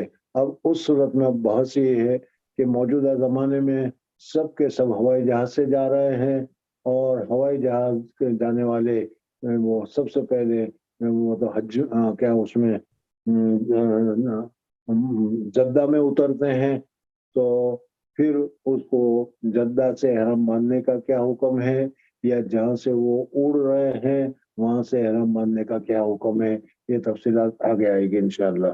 بہرحال یہاں پر حضرت عبداللہ ابن عمر رضی اللہ تعالیٰ عنہ نے میقات بتائی. جی باب قول اللہ تعالی وتزودوا فإن خیر الزاد التقوى. مصنف رحمۃ اللہ تعالیٰ علیہ نے اب یہاں سے ایک دوسرا مسئلہ تمہارے سامنے یہ ذکر کیا کہ حج کے لیے تم جا رہے ہو تو ساتھ میں زاد اور راحلہ اور کیا ہے کھانا پینے کا انتظام کرنا چاہیے، یا کھانا پینے کا انتظام کرنا توکل کے موافق ہے یا توکل کے مخالف ہے، اس کو ذکر کیا. یعنی ایک تو یہ کہ آدمی توکل کر لے تو بس جو اللہ تبارک و تعالیٰ نے تقدیر میں لکھا ہے وہ مل کر رہے گا، کچھ اس کے لیے تیاری نہیں کرتا. تو ایک صورت تو یہ ہے. اگر اللہ تبارک و تعالیٰ پر اعتماد ہے، بھروسہ ہے، توکل خالص ہے، تو اس صورت میں یہ بھی کرنا درست ہے. لیکن چونکہ ہم اسباب کی دنیا میں رہتے ہیں اور اسباب پر ہماری نظر ہوتی ہے، اور کیا ہے توکل میں ذرا سی کمزوری ہوتی ہے، اس وجہ سے کھانا پینا وغیرہ کو ساتھ رکھ کر پھر اللہ تبارک و تعالیٰ کے اوپر اعتماد کرنا ضروری ہے. بہرحال اسباب کر کے اللہ پر مسبب الاسباب پر اعتماد کرنا یہ توکل ہے. اس لیے یہ نہیں کہ اسباب بالکل ہی نہ کرو، کھانا وغیرہ ساتھی میں نہ رکھو اور اللہ پر بھروسہ کرو، وہی توکل کہا جائے گا، یہ نہیں ہے. بلکہ کیا ہے کھانا وغیرہ کا بھی ساتھ لے کر چلنا ہوگا تاکہ اطمینان سے تم اپنے اعمال کو ادا کر سکو. اس وجہ سے کھانا پینا کو ساتھ میں لے کر چلنا یہ توکل کے خلاف نہیں ہے.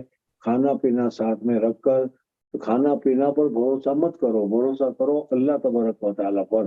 اللہ تبارک و تعالیٰ اگر چاہے گا تو کھلائے گا تو کھائیں گے، اللہ تبارک و تعالیٰ چاہے گا تو ہمارے پاس کھانا پینا سب کچھ موجود ہے لیکن نہیں کھا سکتے. دنیا میں بارہا تم نے ایسے مواقع دیکھے ہوں گے کہ اچھے سے اچھا کھانا اپنا من پسند پکایا گیا ہوتا ہے لیکن ہماری تقدیر میں نہیں ہوتا، تو کھانے سے پہلے ہی آدمی بیمار ہو جاتا ہے، پولیس آ جاتی ہے، پکڑ لی جاتی ہے وغیرہ، کھانے سے رہ جاتا ہے.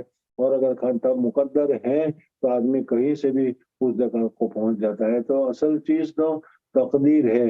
اللہ تبارک و تعالیٰ نے جو تمہارے تقدیر میں لکھ رکھا ہے وہ تم کو ہو کر رہے گا، مل کر رہے گا. بہرحال پھر بھی اسباب کو کرنا اور بھروسہ مسبب الاسباب پر رکھنا، اس کا نام توکل ہے.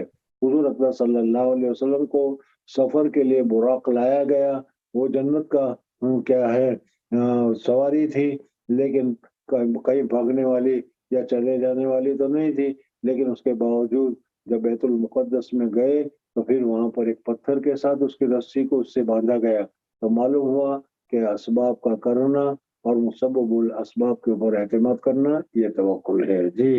حدثنا يحيى بن بشر قال حدثنا شبابة عن ورقاء عن عمرو بن دينار عن عكرمة عن ابن عباس رضي الله عنهما قال كان أهل اليمن يحجون ولا يتزودون ويقولون نحن المتوكلون فإذا قدموا مكة سألوا الناس فأنزل الله. احمد ثانی رحمۃ اللہ تعالیٰ نے بھی لکھا کہ آج کل کے متوکلین نہیں ہے بلکہ متوکلین ہے. توکل اور عقل کھانا. متوکل مانے بھروسہ والے اور عقل کا مانے کھاؤ. سمجھ میں آیا نہیں؟ یعنی کہتے کہ ہم تو متوکل ہیں، کچھ نہیں کرتے، اور جب کچھ نہیں کرتے پھر اب تمہیں صبر کرنا چاہیے، لیکن وہ صبر نہیں کرتے. پھر کھانے کا وقت آتا ہے تو مانگنا شروع کر دیتے ہیں. اس کے پاس چلے گئے، اس کے پاس چلے گئے، وہاں مانگا وہاں مانگا. تو یہ توکل کے خلاف ہے. اگر توکل ہے تو پھر پورا توکل ہونا چاہیے. تو اس طریقے سے یمن والے لوگ ایسا کرتے ہیں.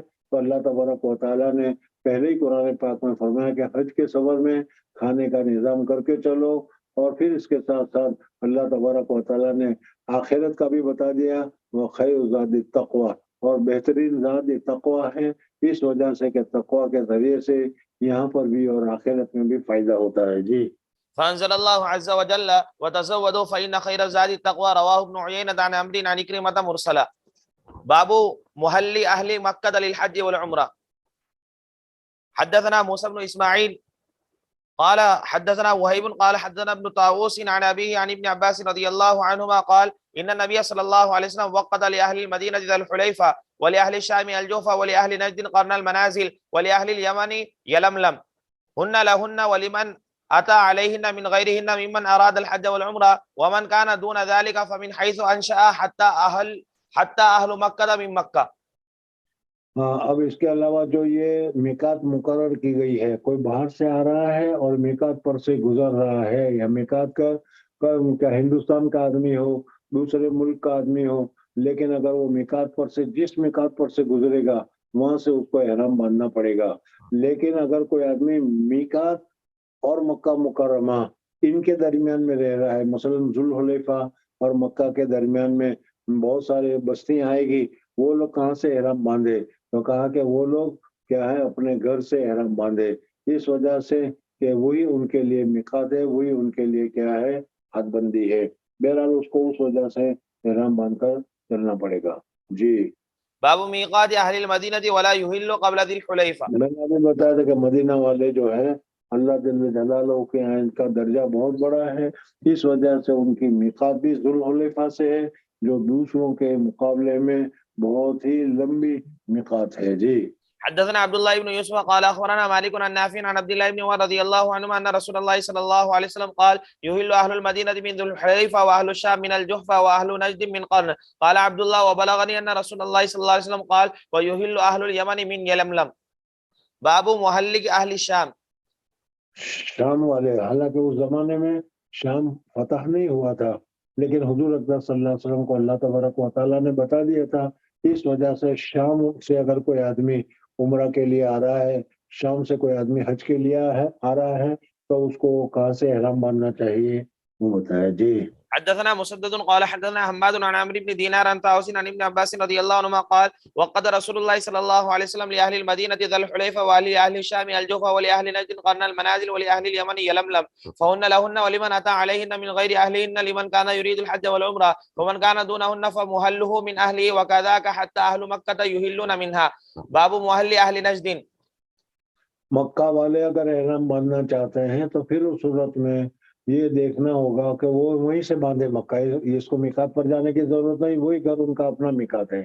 لیکن عمرہ جو ہوتا ہے وہ حرم میں ہوتا ہے، اس وجہ سے عمرہ کے احرام کے لیے حرم کو چھوڑ کر باہر جا کر احرام باندھنا پڑے گا، جیسے تنیم ہے یا اس کے علاوہ جو ہے جیرانہ وغیرہ جگہ ہے جو حرم سے باہر کی جگہ ہے، حرم شریف سے باہر، وہاں سے جا کر احرام باندھے، اس وجہ سے کہ عمرہ حرم میں کیا جاتا ہے، اور حج وہ عرفہ میں ہوتا ہے، العرفہ تو حج، اور مزدلفہ مینا میں ہوتا ہے، اس وجہ سے حج کا احرام جو ہے حرم سے باہر ہوتا ہے، اس وجہ سے حج کا احرام حرم میں بھی، اور حرم میں بھی مسجد حرم میں اپنی ہوٹل کی جگہ پر مسجد حرام سے احرام باندھنا، اور مسجد حرام میں بھی افضل جو ہے حتیم میں جا کر احرام باندھنا، یہ افضل ہے۔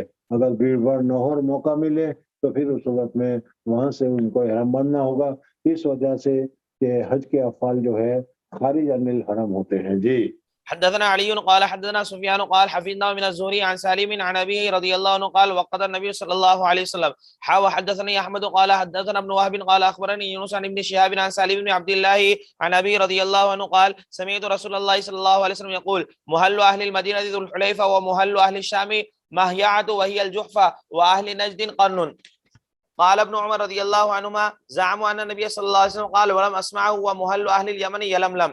باب صحابہ کرام رضوان اللہ تعالی علیہ مجمعین کا حدیث سے کتنی زیادہ احتیاط ہے، وہ اس حدیث سے معلوم ہوتی ہے کہ حضرت عبداللہ بن عمر رضی اللہ تعالیٰ عنہ کے سامنے میقات کا تذکرہ آیا، میقات بیان کی گئی، یمن والوں کے لیے حضور اقدس صلی اللہ علیہ وسلم نے یلملم، یہ ایک پہاڑی سلسلہ ہے، وہ وہاں سے احرام باندھنے کو ذکر کیا، لیکن حضرت عبداللہ بن عمر رضی اللہ تعالیٰ عنہ نے خود اپنے کان سے یمن والوں کا یہ یلملم میقات ہے یہ انہوں نے نہیں سنا، دوسرے سے سنا، اس وجہ سے یہ فرماتے ہیں کہ حضور اقدس صلی اللہ علیہ وسلم سے میں نے یہ اپنے زبان سے، حضور صلی اللہ علیہ وسلم کی زبان مبارک سے میں نے یلملم نہیں سنا، لیکن دوسرے صحابہ کہہ رہے تھے کہ حضور اقدس صلی اللہ علیہ وسلم نے یمن والوں کے لیے یلملم فرمایا، اس لیے کہا کہ وَزَعَمُوا أَنَّ النَّبِيَّ صلی اللہ علیہ وسلم قال وزعموا ان النبي صلى الله عليه وسلم قال ولم اسمعه ومهل اهل اليمن يلملم.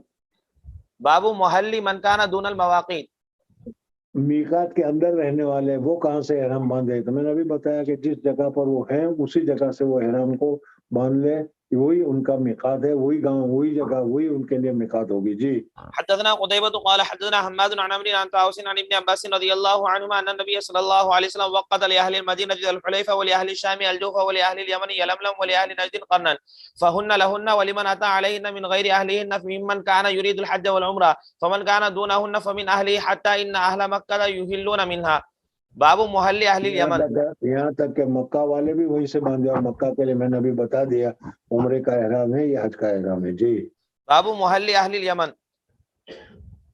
حدثنا معل بن اسد قال حدثنا وهيب عن ہندوستان پاکستان کے لوگ جو جاتے ہیں حج کے لیے جاتے ہیں تو وہ یمن پر ہو کر سے جاتے ہیں، اس وجہ سے ان کے لیے یمن کا جو میقات ہے یہ میقات ان کے اوپر پڑتا ہے۔ جی حدثنا معل بن اسد قال حدثنا وهيب عن عبد الله بن طاووس عن ابي عن ابن عباس رضي الله عنهما ان النبي صلى الله عليه وسلم وقت لاهل المدينه الحليفه ولاهل الشام الجوف ولاهل نجد قرنا منازل ولاهل اليمن يلملم هن لاهلهن ولكل آت اتى عليهن من غيرهم ممن اراد الحج والعمره فمن كان دون ذلك فمن حيث انشا حتى اهل مكه من مكه. باب ذات عرق لاهل العراق. عراق والوں کے لیے جو میقات ہے اس کا نام ہے ذات عرق۔ جی حدثنا علي بن مسلم قال حدثنا عبد الله بن نمير قال حدثنا عبيد الله عن نافع عن عبد الله بن عمر رضي الله عنهما قال لما فتح هذان المصران اتوا عمر رضي الله عنه فقالوا يا امير المؤمنين ان رسول الله صلى الله عليه وسلم حد لاهل نجد قرنا وهو جور عن طريقنا وانا ان اردنا قرنا شق علينا قال فانظروا حذوها من طريقكم فحد لهم ذات عرق. باب الصلاة بذي الحليفة. ذی الحلیفہ یہ مدینہ منورہ والوں کا میقات ہے، وہاں پر جا کر کس طریقے سے احرام باندھا جائے گا کہ نماز پڑھی جائے گی، اور اگر سفر شروع ہو گیا ہے، مسافر ہو گئے ہیں تو اس صورت میں قصر ہوگی وغیرہ۔ جی حدثنا عبد الله بن يوسف قال اخبرنا مالك عن نافع عن عبد الله بن عمر رضي الله عنهما ان رسول الله صلى الله عليه وسلم اناخ بالبطحاء بذي الحليفة فصلى بها وكان عبد الله بن عمر رضي الله عنهما يفعل ذلك. حضرت عبداللہ بن عمر رضی اللہ تعالیٰ عنہ حضور اقدس صلی اللہ علیہ وسلم کی سنت کے بہت زبردست عاشق تھے، حضور صلی اللہ علیہ وسلم جیسا کرتے تھے ویسا ہی وہ کرنے کا اہتمام کرتے تھے، اس وجہ سے یہاں ذکر کیا گیا ہے جی. باب خروج النبی صلی اللہ علیہ وسلم علی طریق الشجرہ. حدثنا ابراہیم بن المنذر قال حدثنا انس بن عیاض عن عبید اللہ عن نافع عن عبد الله بن عمر رضی اللہ عنہما ان رسول اللہ صلی اللہ علیہ وسلم كان يخرج من طریق الشجرہ ويدخل من طریق المعرس. صلی اللہ علیہ وسلم شجرہ والا جو راستہ تھا اس راستے سے ذوالحلیفہ کے لیے حضور اکرم صلی اللہ علیہ وسلم نکلتے تھے اور مدینہ میں داخل ہوتے تھے جی. وأن رسول الله صلى الله عليه وسلم كان إذا خرج إلى مكة يصلي في مسجد الشجرة وإذا رجع صلى بذي الحليفة ببطن الوادي وبعد حتى يصبح. باب قول النبي صلى الله عليه وسلم العقيق واد مبارك. ذوالحلیفہ سے لے کر آگے چل کر ایک وادی ہے اس کو وادی عقیق سے تعبیر کیا جاتا ہے اور بہت ہی مبارک وہ وادی ہے. حضور اکرم صلی اللہ علیہ وسلم نے بھی احرام باندھا اور احرام باندھ کر اس وادی میں آئے تو کسی کہنے والے نے کہا کہ اللہ تبارک و تعالیٰ کی طرف سے کہ حج کے ساتھ ساتھ عمرے کا بھی احرام باندھ دو وغیرہ جی. حدثنا الحميدي قال حدثنا الوليد وبشر بن بكر التينسي قال حدثنا الأوزاعي قال حدثنا يحيى حدثني إكرمة أنه سمع ابن عباس رضي الله عنهما يقول إنه سمع عمر رضي الله عنه يقول سمعت النبي صلى الله عليه وسلم بوادي العقيق يقول أتاني الليلة آتي من ربي فقال صلي في هذا الوادي المبارك وقل عمرة في حجة. مراد حضرت جبریل علیہ الصلوۃ والسلام ہے کہ میرے پاس اللہ کی طرف سے ایک پیغام لینے والا پیغام آیا. ظاہر بات ہے کہ حضرت جبریل علیہ الصلوۃ والسلام آئے جی.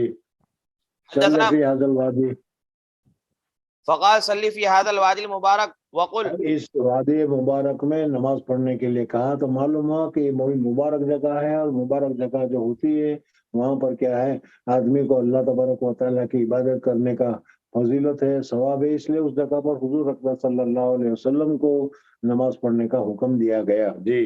وقل عمرة في حجة. حدثنا اور پھر اس کے بعد حضور اکرم صلی اللہ علیہ وسلم کو عمرہ کی نیت کرنے کا حکم دیا گیا. ان قریب ابھی تھوڑی دیر کے بعد آئے گا کہ حضور اکرم صلی اللہ علیہ وسلم نے اس سفر میں جس کو حجۃ الوداع سے تعبیر کیا جاتا ہے ذوالحلیفہ سے کب احرام باندھا کس نیت سے باندھا پھر کیا ہوا اور حضور صلی اللہ علیہ وسلم کا احرام کیا تھا. بہرحال وہ ان قریب آ جائے گا تمہیں معلوم ہی ہے اور اس سے پہلے تم پڑھ کر آئے ہوگے کہ حج کے موقع پر ایک تو ہے افراد بالحج دوسرا ہے تمتع یعنی ایک سفر میں دو عبادتوں کو کرنا عمرہ اور حج اور تیسرا ہے قران کے معنی ملانا ہے یعنی ایک ہی احرام میں حج اور عمرہ دونوں کو ادا کرنا ہے. یہ مختلف قسمیں ہیں اس میں کون سی افضل ہے کیا ہے تفصیلات آگے آئے گی جی. حدثنا محمد بن ابي بكر قال حدثنا فضيل بن سليمان قال حدثنا موسى بن عقبة قال حدثنا سالم بن عبد الله عن ابيه رضي الله عنه عن النبي صلى الله عليه وسلم انه رئي وهو في معرس بذي الحليفة بوطن الوادي قيل له انك ببطحاء مباركة وقد اناخ بنا سالم يتوخى المناخ الذي كان عبد الله ينيخ يتحرى معرس رسول الله صلى الله عليه وسلم وهو اسفل من المسجد الذي ببطن الوادي بينهم وبين الطريق وسط من ذلك. حضرت عبداللہ ابن عمر رضی اللہ تعالیٰ عنہ کا معمول تھا وہ بے نہیں حضور اکرم صلی اللہ علیہ وسلم جہاں پر آرام فرمایا ہوتے تھے جہاں پر نماز پڑھتے تھے وہ کوشش کرتے تھے کہ اسی جگہ پر وہ بھی وہ عمل کرے اتباع سنت میں. اس وجہ سے حضور اکرم صلی اللہ علیہ وسلم مکہ مکرمہ جاتے ہوئے ذوالحلیفہ میں کس جگہ پر آرام فرماتے تھے مکہ مکرمہ سے واپسی میں ذوالحلیفہ میں مدینہ میں داخل ہونے سے پہلے کس جگہ سے مدینہ میں داخل ہوتے تھے وہ ساری تفصیل تمہارے سامنے ذکر کر رہے ہیں جی. باب غسل الخلوق 3 مرات من الثياب. احرام باندھنے سے پہلے کس طریقے سے کپڑے کو پاک صاف کر لینا چاہیے خوشبو وغیرہ کو دور کر لینا چاہیے اس کو تمہارے سامنے خلوق کے معنی خوشبو کے ہیں جی. حدثنا محمد قال حدثنا ابو عاصم النبيل قال اخبرنا ابن جريج قال اخبرني عطاء ان صفوان بن يعلى اخبره ان يعلى قال لعمر رضي الله عنه ارني النبي صلى الله عليه وسلم حين يوحى الي قال فبينما النبي صلى الله عليه وسلم بالجعرانة ومعه صفوان ابن یعلا اس کی حدیث بھی پہلے تمہارے سامنے گزر گئی ہے. انہوں نے ایک مرتبہ حضرت عمر فاروق رضی اللہ تعالیٰ عنہ سے کہا تھا کہ حضور اکرم صلی اللہ علیہ وسلم پر وحی نازل ہوتی ہے حضرت جبریل علیہ الصلوۃ والسلام تشریف لاتے ہیں اور حضور اکرم صلی اللہ علیہ وسلم پر وحی نازل ہوتی ہے اس وقت کیا حال ہوتا ہے کس طریقے سے ہوتا ہے کیسا محسوس ہوتا ہے کیا ہوتا ہے یہ میں جاننا چاہتا ہوں، میں دیکھنا چاہتا ہوں. کبھی کوئی موقع ہو تو مجھے بتائیے تاکہ میں دیکھ لوں کہ وہی کیسے آتی ہے اور وہی کا نزول کیسے ہوتا ہے. بہرحال حضرت عمر فاروق رضی اللہ تعالیٰ عنہ کو انہوں نے کہہ رکھا تھا. اس وقت حضور اقدس صلی اللہ علیہ وسلم حج کے سفر میں تھے اور کسی آدمی نے آ کر حضور اقدس صلی اللہ علیہ وسلم سے سوال کیا کہ احرام کی حالت میں کیسے کپڑے پہننا جائز ہے اور کیسے کپڑے پہننا جائز نہیں ہے. حضور اقدس صلی اللہ علیہ وسلم کو معلوم نہیں تھا. اس وجہ سے حضرت جبریل علیہ الصلوۃ والسلام وحی لے کر آئے اور حضور اقدس صلی اللہ علیہ وسلم پر وحی کا نزول ہونا شروع ہوا. حضرت عمر فاروق رضی اللہ تعالیٰ عنہ کو یاد آ گیا کہ مجھے اس نے کہا ہے کہ وہی کس طریقے سے آتی ہے مجھے دیکھنا ہے. وہ ان کو پکڑ کر لائے اور کہا کہ دیکھو اس وقت حضور اقدس صلی اللہ علیہ وسلم پر وہی نازل ہو رہی ہے. تو اس طریقے سے ان کو دکھلایا. تو اس وجہ سے انہوں نے کہا، صفوان ابن حالہ نے کہا ان يعلى قال لعمر رضی اللہ عنہ ارینی النبی صلی اللہ علیہ وسلم حين يوحى الی قال فبينما النبي صلى الله عليه وسلم بالجعرانة ومعه نفر من أصحابه جاءه رجل فقال يا رسول الله كيف ترى في رجل أحرم بعمرة وهو متضمخ بطيب فسكت النبي صلى الله عليه وسلم ساعة فجاءه الوحي فأشار عمر رضي الله عنه إلى يعلى فجاء يعلى وعلى رسول الله صلى الله عليه وسلم ثوب قد أضل به فأدخل رأسه. صلی اللہ علیہ وسلم پر جب وہی نازل ہوتی تھی تو حضور اقدس صلی اللہ علیہ وسلم کے چہرے انور پر کپڑا ڈال دیا جاتا تھا. تو اس وجہ سے یہاں حضور صلی اللہ علیہ وسلم کے چہرے انور پر کپڑا ڈال دیا گیا تھا. فادخل رأسه فإذا رسول الله صلى الله عليه وسلم محمر الوجه وهو يغط ثم سري عنه فقال أين الذي سأل عن العمرة فأتي برجل فقال اغسل الطيب الذي بك 3 مرات وانزع عنك الجبة واصنع في عمرتك كما تصنع في حجك. فقلت لعطاء أراد الإنقاء حين أمره أن يغسل 3 مرات فقال نعم. باب الطيب عند الإحرام وما يلبس إذا أراد أن يحرم ويترجل. احرام باندھنے سے پہلے یا احرام کی شروع سے پہلے اگر احرام پر خوشبو لگا دی جائے، بدن پر خوشبو لگا دی جائے پھر احرام باندھے تو یہ جائز ہے، یہ خوشبو منع نہیں ہے. احرام کی نیت کرنے کے بعد خوشبو لگانا یہ منع ہے. جی. باب الطيب عند الإحرام وما يلبس إذا أراد أن يحرم ويترجل ويدهن. وقال ابن عباس رضي الله عنهما يشم المحرم الريحان وينظر في المراة ويتداوى بما يأكل الزيت والسمن. وقال عطاء يتختم ويلبس الهميان. وطاف ابن عمر رضي الله عنه وهو محرم وقد حزم على بطنه بثوب ولم تر عائشة رضي الله عنها بالتبان بأسا. قال أبو عبد الله رحمه الله تعالى تعني للذين يرحلون هودجها. حدثنا محمد بن يوسف قال حدثنا سفيان عن منصور عن سعيد بن جبير قال كان ابن عمر رضي الله عنهما يدهن بالزيت فذكرت لإبراهيم قال ما تصنع بقوله. حدثني الأسود عن عائشة رضي الله عنها قالت كأني أنظر إلى وبيس الطيب في مفارق رسول الله صلى الله عليه وسلم وهو محرم. حدثنا عبد الله بن يوسف قال أخبرنا مالك عن عبد الرحمن بن القاسم عن أبي عائشة رضي الله عنها زوج النبي صلى الله عليه وسلم قالت كنت أطيب رسول الله صلى الله عليه وسلم لإحرامه حين يحرم ولحله قبل أن يطوف بالبيت. باب من أهل ملبدا. ملبدہ تلبید کے معنی، تلبید کے معنی آتے ہیں بال جو ہے اس بال کو چونکہ احرام کی حالت میں اب بال میں نہ کنگھی کی جا سکے گی اور بال میں نہ تیل ڈالا جا سکے گا، اس وجہ سے بال کیا ہے ویسے ہی ایک کیا ہے بدی شکل اختیار کر لیں گے، وہ اکھڑا سر لگے گا.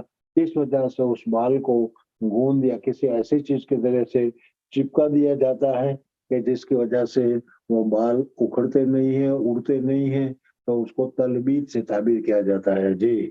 حدثنا أسبغ قال أخبرنا ابن وهب عن يونس عن ابن شهاب عن سالم عن أبي رضي الله عنه قال سمعت رسول الله صلى الله عليه وسلم يهل ملبدا. باب الإهلال عند مسجد ذي الحليفة. حدثنا علي بن مسجد الحلیفہ کے مسجد ذی الحلیفہ، مسجد ذی الحلیفہ. جی.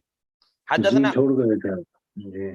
حدثنا علي بن عبد الله قال حدثنا سفيان قال حدثنا موسى بن عقبة قال سمعت سالم بن عبد الله قال سمعت ابن عمر رضي الله عنهما وحدثنا عبد الله بن مسلمة عن مالك عن موسى بن عقبة عن سالم بن عبد الله أنه سمع أباه يقول ما أهل رسول الله صلى الله عليه وسلم إلا من عند المسجد يعني مسجد ذي الحليفة.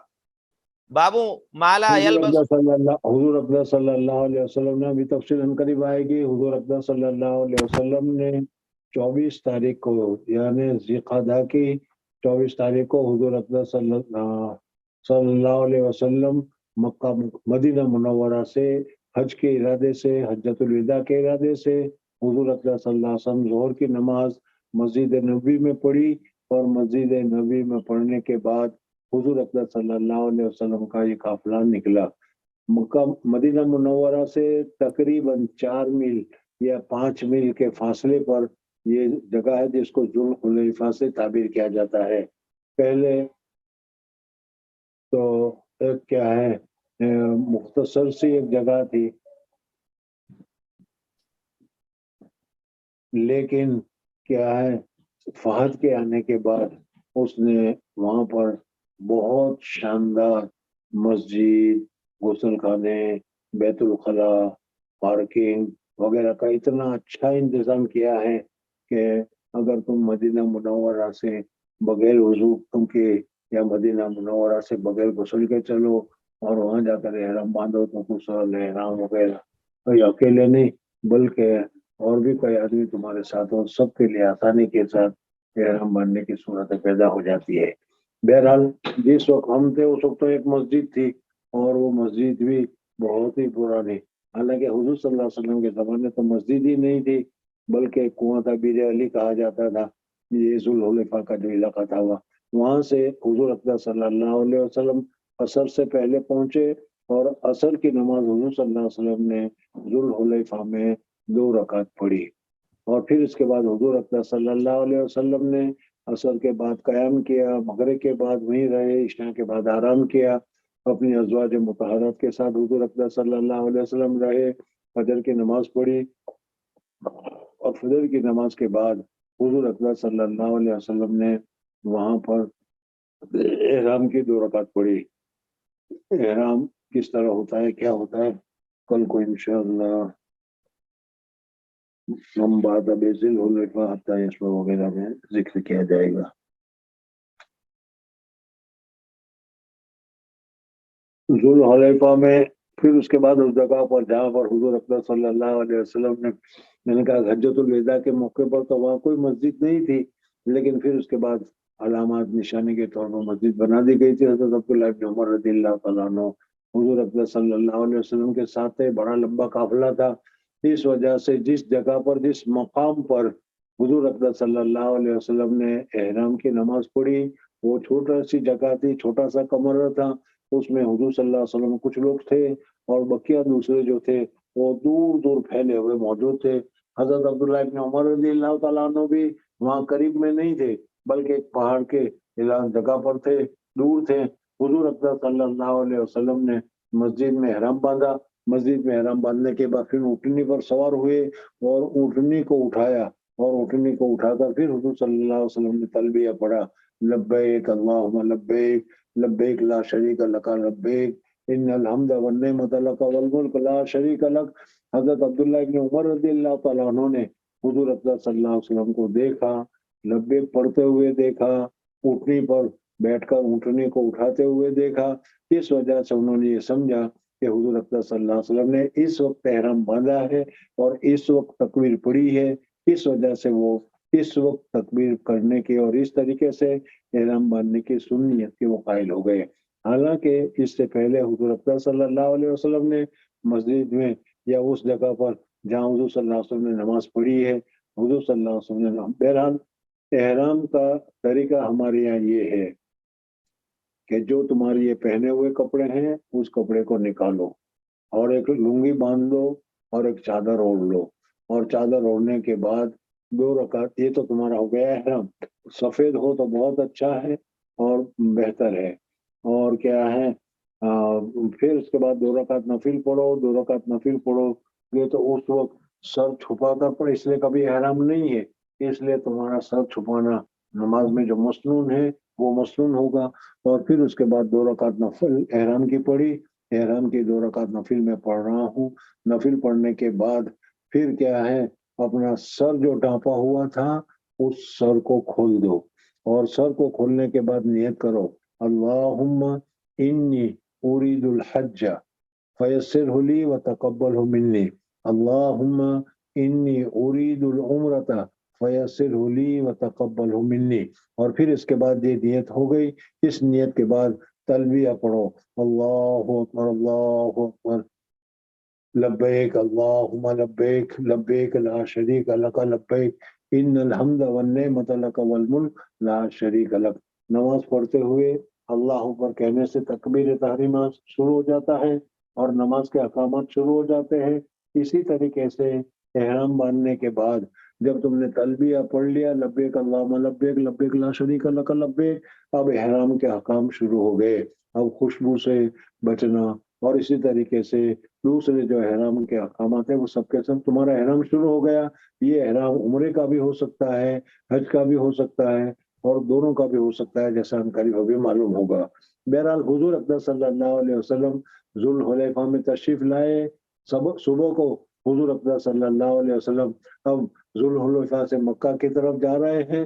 اس سے پہلے حضور اقدس صلی اللہ علیہ وسلم نے احرام باندھا۔ احلال عند المسجد ذوالحلیفہ۔ جی باب ما لا يلبس المحرم من الثياب،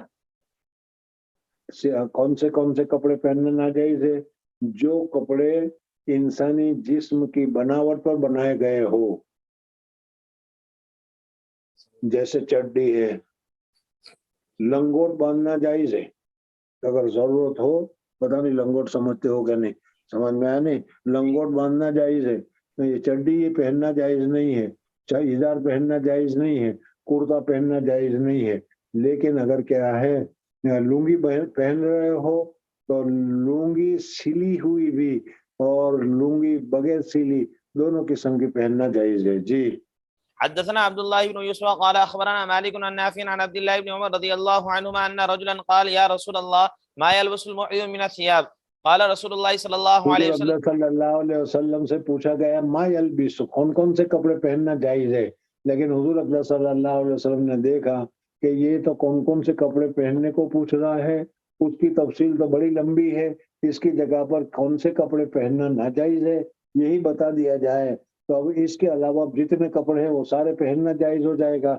اس وجہ سے حضور اقدس صلی اللہ علیہ وسلم نے کون سے کپڑے پہننا ناجائز ہے وہ بتایا۔ ما یلبس المحرم، ما يلبس المحرم من الثياب، قال رسول الله صلى الله عليه وسلم لا يلبس القميص ولا العمائم ولا السراويلات ولا البرانس ولا الخفاف إلا أحد لا يجد علين فيلبس خفين وليقطعهما أسفل من الكعبين، ولا تلبسوا من الثياب شيئا مسه زعفران أو ورس۔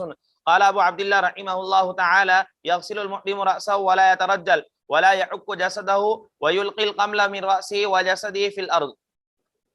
مصنف رحمۃ اللہ تعالیٰ علیہ نے احرام میں کن کن چیزوں کو کیسے کپڑوں کو پہننا جائز ہے، کیسے کپڑوں کو پہننا جائز نہیں ہے، اس کی تفصیل تمہارے سامنے ذکر کی۔ خوشبو لگانا وغیرہ جائز نہیں ہے، میل کچیل دور کرنا درست نہیں ہے، لیکن اگر کوئی آدمی غسل کرنا چاہے تو وہ احتلام کا غسل ہو، چاہے تو وہ ٹھنڈک حاصل کرنے کا غسل ہو، غسل کرنا جائز ہے۔ لیکن کیا ہے صابن وغیرہ لگانا، خوشبو وغیرہ لگانا جائز نہیں ہے۔ ان ساری تفصیلات کو احرام کرنے کے بعد کن کن چیزوں سے بچنا چاہیے تھا اس کو تمہارے سامنے ذکر کیا۔ جی باب الركوب والارتداف في الحج، سوار اور سواری میں دو آدمی ردیف بنا کر ڈبل سیٹ یہ بھی جائز اور درست ہے۔ جی حدثنا عبد الله بن محمد قال حدثنا وهب بن جرير قال حدثني ابي عن يونس الايلي عن الزهري عن عبيد الله بن عبد الله عن ابن عباس رضي الله عنهما ان اسامه كان ردف النبي صلى الله عليه وسلم من میں نے عرفه۔ ابھی بتایا کہ حضور اقدس صلی اللہ علیہ وسلم حجۃ الوداع کے موقع پر جب عرفات کے میدان سے مزدلفہ تشریف لے جا رہے تھے، اس وقت حضور اقدس صلی اللہ علیہ وسلم کی اونٹنی پر حضرت زید حضور صلی اللہ علیہ وسلم کا متبنہ، جس کو حضور صلی اللہ علیہ وسلم نے بیٹا بنا لیا تھا، ان کے بیٹے حضرت اسامہ تھے۔ حضرت اسامہ کے ساتھ حضور اقدس مزدلفہ سے رات گزارنے کے بعد فجر میں جب حضور اقدس صلی اللہ علیہ وسلم مزدلفہ سے مینا جانے لگے تو حضور اقدس صلی اللہ علیہ وسلم نے حضرت فضل ابن عباس رضی اللہ تعالیٰ عنہ کو اپنے ساتھ اونٹنی پر بٹھایا تھا، جیسا کہ ابھی گزرا۔ جی ان اسامه كان ردف النبي صلى الله عليه وسلم من عرفه الى المزدلفه ثم اردف الفضل من المزدلفه الى منى، قال فكلاهما قال لم يزل النبي صلى الله عليه وسلم يلبي حتى رمى جمره العقبه۔ باب ما يلبس المحرم من الثياب والارديه والازر، والعذور، والأزر. ازار. ولبست عائشة رضي الله عنها الثياب المعصفرة وهي محرمة وقالت لا تلمس ولا تبرق ولا اور تلبس. مرد ٹھہر جا، مرد احرام باندھے تو اس کے لیے تو ایک لنگی اور ایک چادر اس کو اوڑھنا ہے، بس سر بھی کھلا رکھنا ضروری ہے، پاؤں بھی کھلا رکھنا ضروری ہے. لیکن عورت اگر احرام باندھے تو وہ سیلے ہوئے کپڑے بھی پہن سکتی ہے، پاؤں میں موزے بھی پہن سکتی ہے، ہاتھ میں کیا ہے دستانے وغیرہ بھی پہن سکتی ہے، گلے میں سونا چاندی، کان میں بھی سب کچھ پہننا چاہے تو وہ پہن سکتی ہے. جی. وقالت لا تلثم ولا تبرق ولا تلبس ثوبا بورس ولا زعفران. وقال جابر رضي الله عنه لا أرى المعصفر طيبا. ولم ترى عائشة رضي الله عنها بأسا بالحلي والثوب الأسود والمورد والخف للمرأة. وقال إبراهيم رحمه الله تعالى لا بأس أن يبدل ثيابه. حدثنا محمد بن ابي بکر المقدمی قال احرام تم نے پہن رکھا ہے، اس احرام کو تم بدلنا چاہتے ہو تو بدل سکتے ہو. پسینہ ہو گیا بدل دو، بغیر پسینے کے پرانا ہو گیا بدل دو، میلا ہو گیا بدل دو، بدلنا جائز ہے. جی. حدثنا محمد بن ابي بكر المقدمي قال حدثنا فضيل بن سليمان قال حدثنا موسى بن عقبة قال اخبرني كريب عن عبد الله بن عباس رضي الله عنهما قال انطلق النبي صلى الله عليه وسلم من المدينة بعدما ترجل وادهن ولبس ازاره ورداءه هو واصحابه فلم ينهى عن شيء من الاردية والوزر ان تلبس الا المزعفرة التي تردع على الجلد. فأصبح بذي الحليفة ركب راحلته حتى استوى على البيداء أهل هو وأصحابه وقلد بدنه وذلك ل5 بقين من ذي القعدة. فقدم مكة.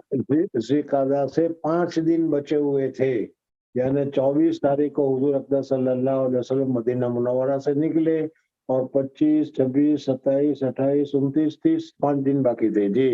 فقدم مكة ل4 ليال خلون من ذي الحجة. حضور اقدس صلی اللہ علیہ وسلم مدینہ منورہ سے چلے 24 25 26 27 28 29 30 پہلی دوسری تیسری 8 دن حضور اقدس صلی اللہ علیہ وسلم کو پورے سفر میں لگے اور یہاں سے مدینہ منورہ سے مکہ مکرمہ پہنچے. 8 دن لگے حضور اقدس صلی اللہ علیہ وسلم کو. اور اب تک جو تھا وہ کیا ہے اونٹنیوں کے اوپر جب حج اور عمرہ ہوتا تھا یا حج کا زمانہ تھا تو اس وقت کیا ہے 15 دن وغیرہ بھی لگ جایا کرتے تھے اونٹنی کے اوپر. لیکن اب موٹر کا کاروں کا زمانہ آ گیا تو کاروں میں 6 گھنٹے میں 7 گھنٹے میں مکہ مکرمہ سے مدینہ منورہ پہنچ جاتے تھے. اور اب جب ٹرین کا زمانہ آیا تو ٹرین میں کیا ہے 4 ساڑھے 4 گھنٹے میں بھی آدمی پہنچ جاتا ہے. اور ہوائی جہاز میں ہم جب گئے تھے جدہ سے مدینہ تو صرف 45 منٹ میں کیا ہے ہم پہنچ گئے تھے. بہرحال اللہ تبارک و تعالیٰ نے بہت ہی سہولت اور بہت ہی راحت کر رکھی ہے. جی. فطاف بالبيت وسعى بين الصفا والمروة ولم يحل من أجل بدنه لأنه قلدها. ثم نزل بأعلى مكة عند الحجون وهو مهل بالحج ولم يقرب الكعبة بعد طوافه بها حتى رجع من عرفة. وأمر أصحابه أن يطوفوا بالبيت وبين الصفا والمروة ثم يقصروا من رؤوسهم ثم يحلوا وذلك لمن لم يكن معه بدنة قلدها ومن كانت معه امرأته فهي له حلال والطيب والثياب. باب من بات بذي الحليفة حتى أصبح. ذی الحلیفہ میں حضور صلی اللہ علیہ وسلم نے رات گزاری اور پھر صبح کو حضور صلی اللہ علیہ وسلم نے احرام باندھا. جی. ابھی ذی الحجہ میں آدھا پونا گھنٹہ کے لیے بس والے رکتے ہیں، پیشاب پاخانہ وضو غسل وغیرہ کر کے احرام باندھ کر پھر چل پڑتے ہیں. جی. قال ابن عمر رضي الله عنهما عن النبي صلى الله عليه وسلم حدثنا عبد الله بن محمد قال حدثنا هشام بن يوسف قال اخبرنا ابن جريج قال حدثني ابن المنكدر عن انس بن مالك رضي الله عنه قال صلى النبي صلى الله عليه وسلم بالمدينة 4 وبذي الحليفة ركعتين ثم بات حتى اصبح بذي الحليفة فلما ركب راحلته واستوت به اهل. حدثنا قتيبة قال حدثنا عبد الوهاب قال حدثنا ايوب عن ابي قلابة عن انس بن مالك رضي الله عنه ان النبي صلى الله عليه وسلم صلى الظهر بالمدينة 4 وصلى العصر بذي الحليفة ركعتين قال واحبسوا بات بها حتى اصبح. باب رفع الصوت بالاهلال. جب نماز پڑھ لے اور اس کے بعد جب کیا تلبیہ پڑھنے کا وقت آئے تو رفع الصوت کے ساتھ آواز کے ساتھ تلبیہ پڑھنا چاہیے. لبیک اللہم لبیک لبیک لا شریک لک لبیک. حدثنا سليمان بن حرب قال حدثنا حماد بن زيد عن ايوب عن ابي قلابة عن انس بن مالك رضي الله عنه قال صلى النبي صلى الله عليه وسلم بالمدينة الظهر 4 والعصر بذي الحليفة ركعتين وسمعتهم يصرخون بهما جميعا. باب التلبية. حدثنا عبد الله بن يوسف قال اخبرنا مالك. حضرت ابراہیم علیہ السلام نے جب کعبہ شریف کی اوکے جزاک اللہ. السلام علیکم. وعلیکم السلام. حضرت خاص دعا میں یاد.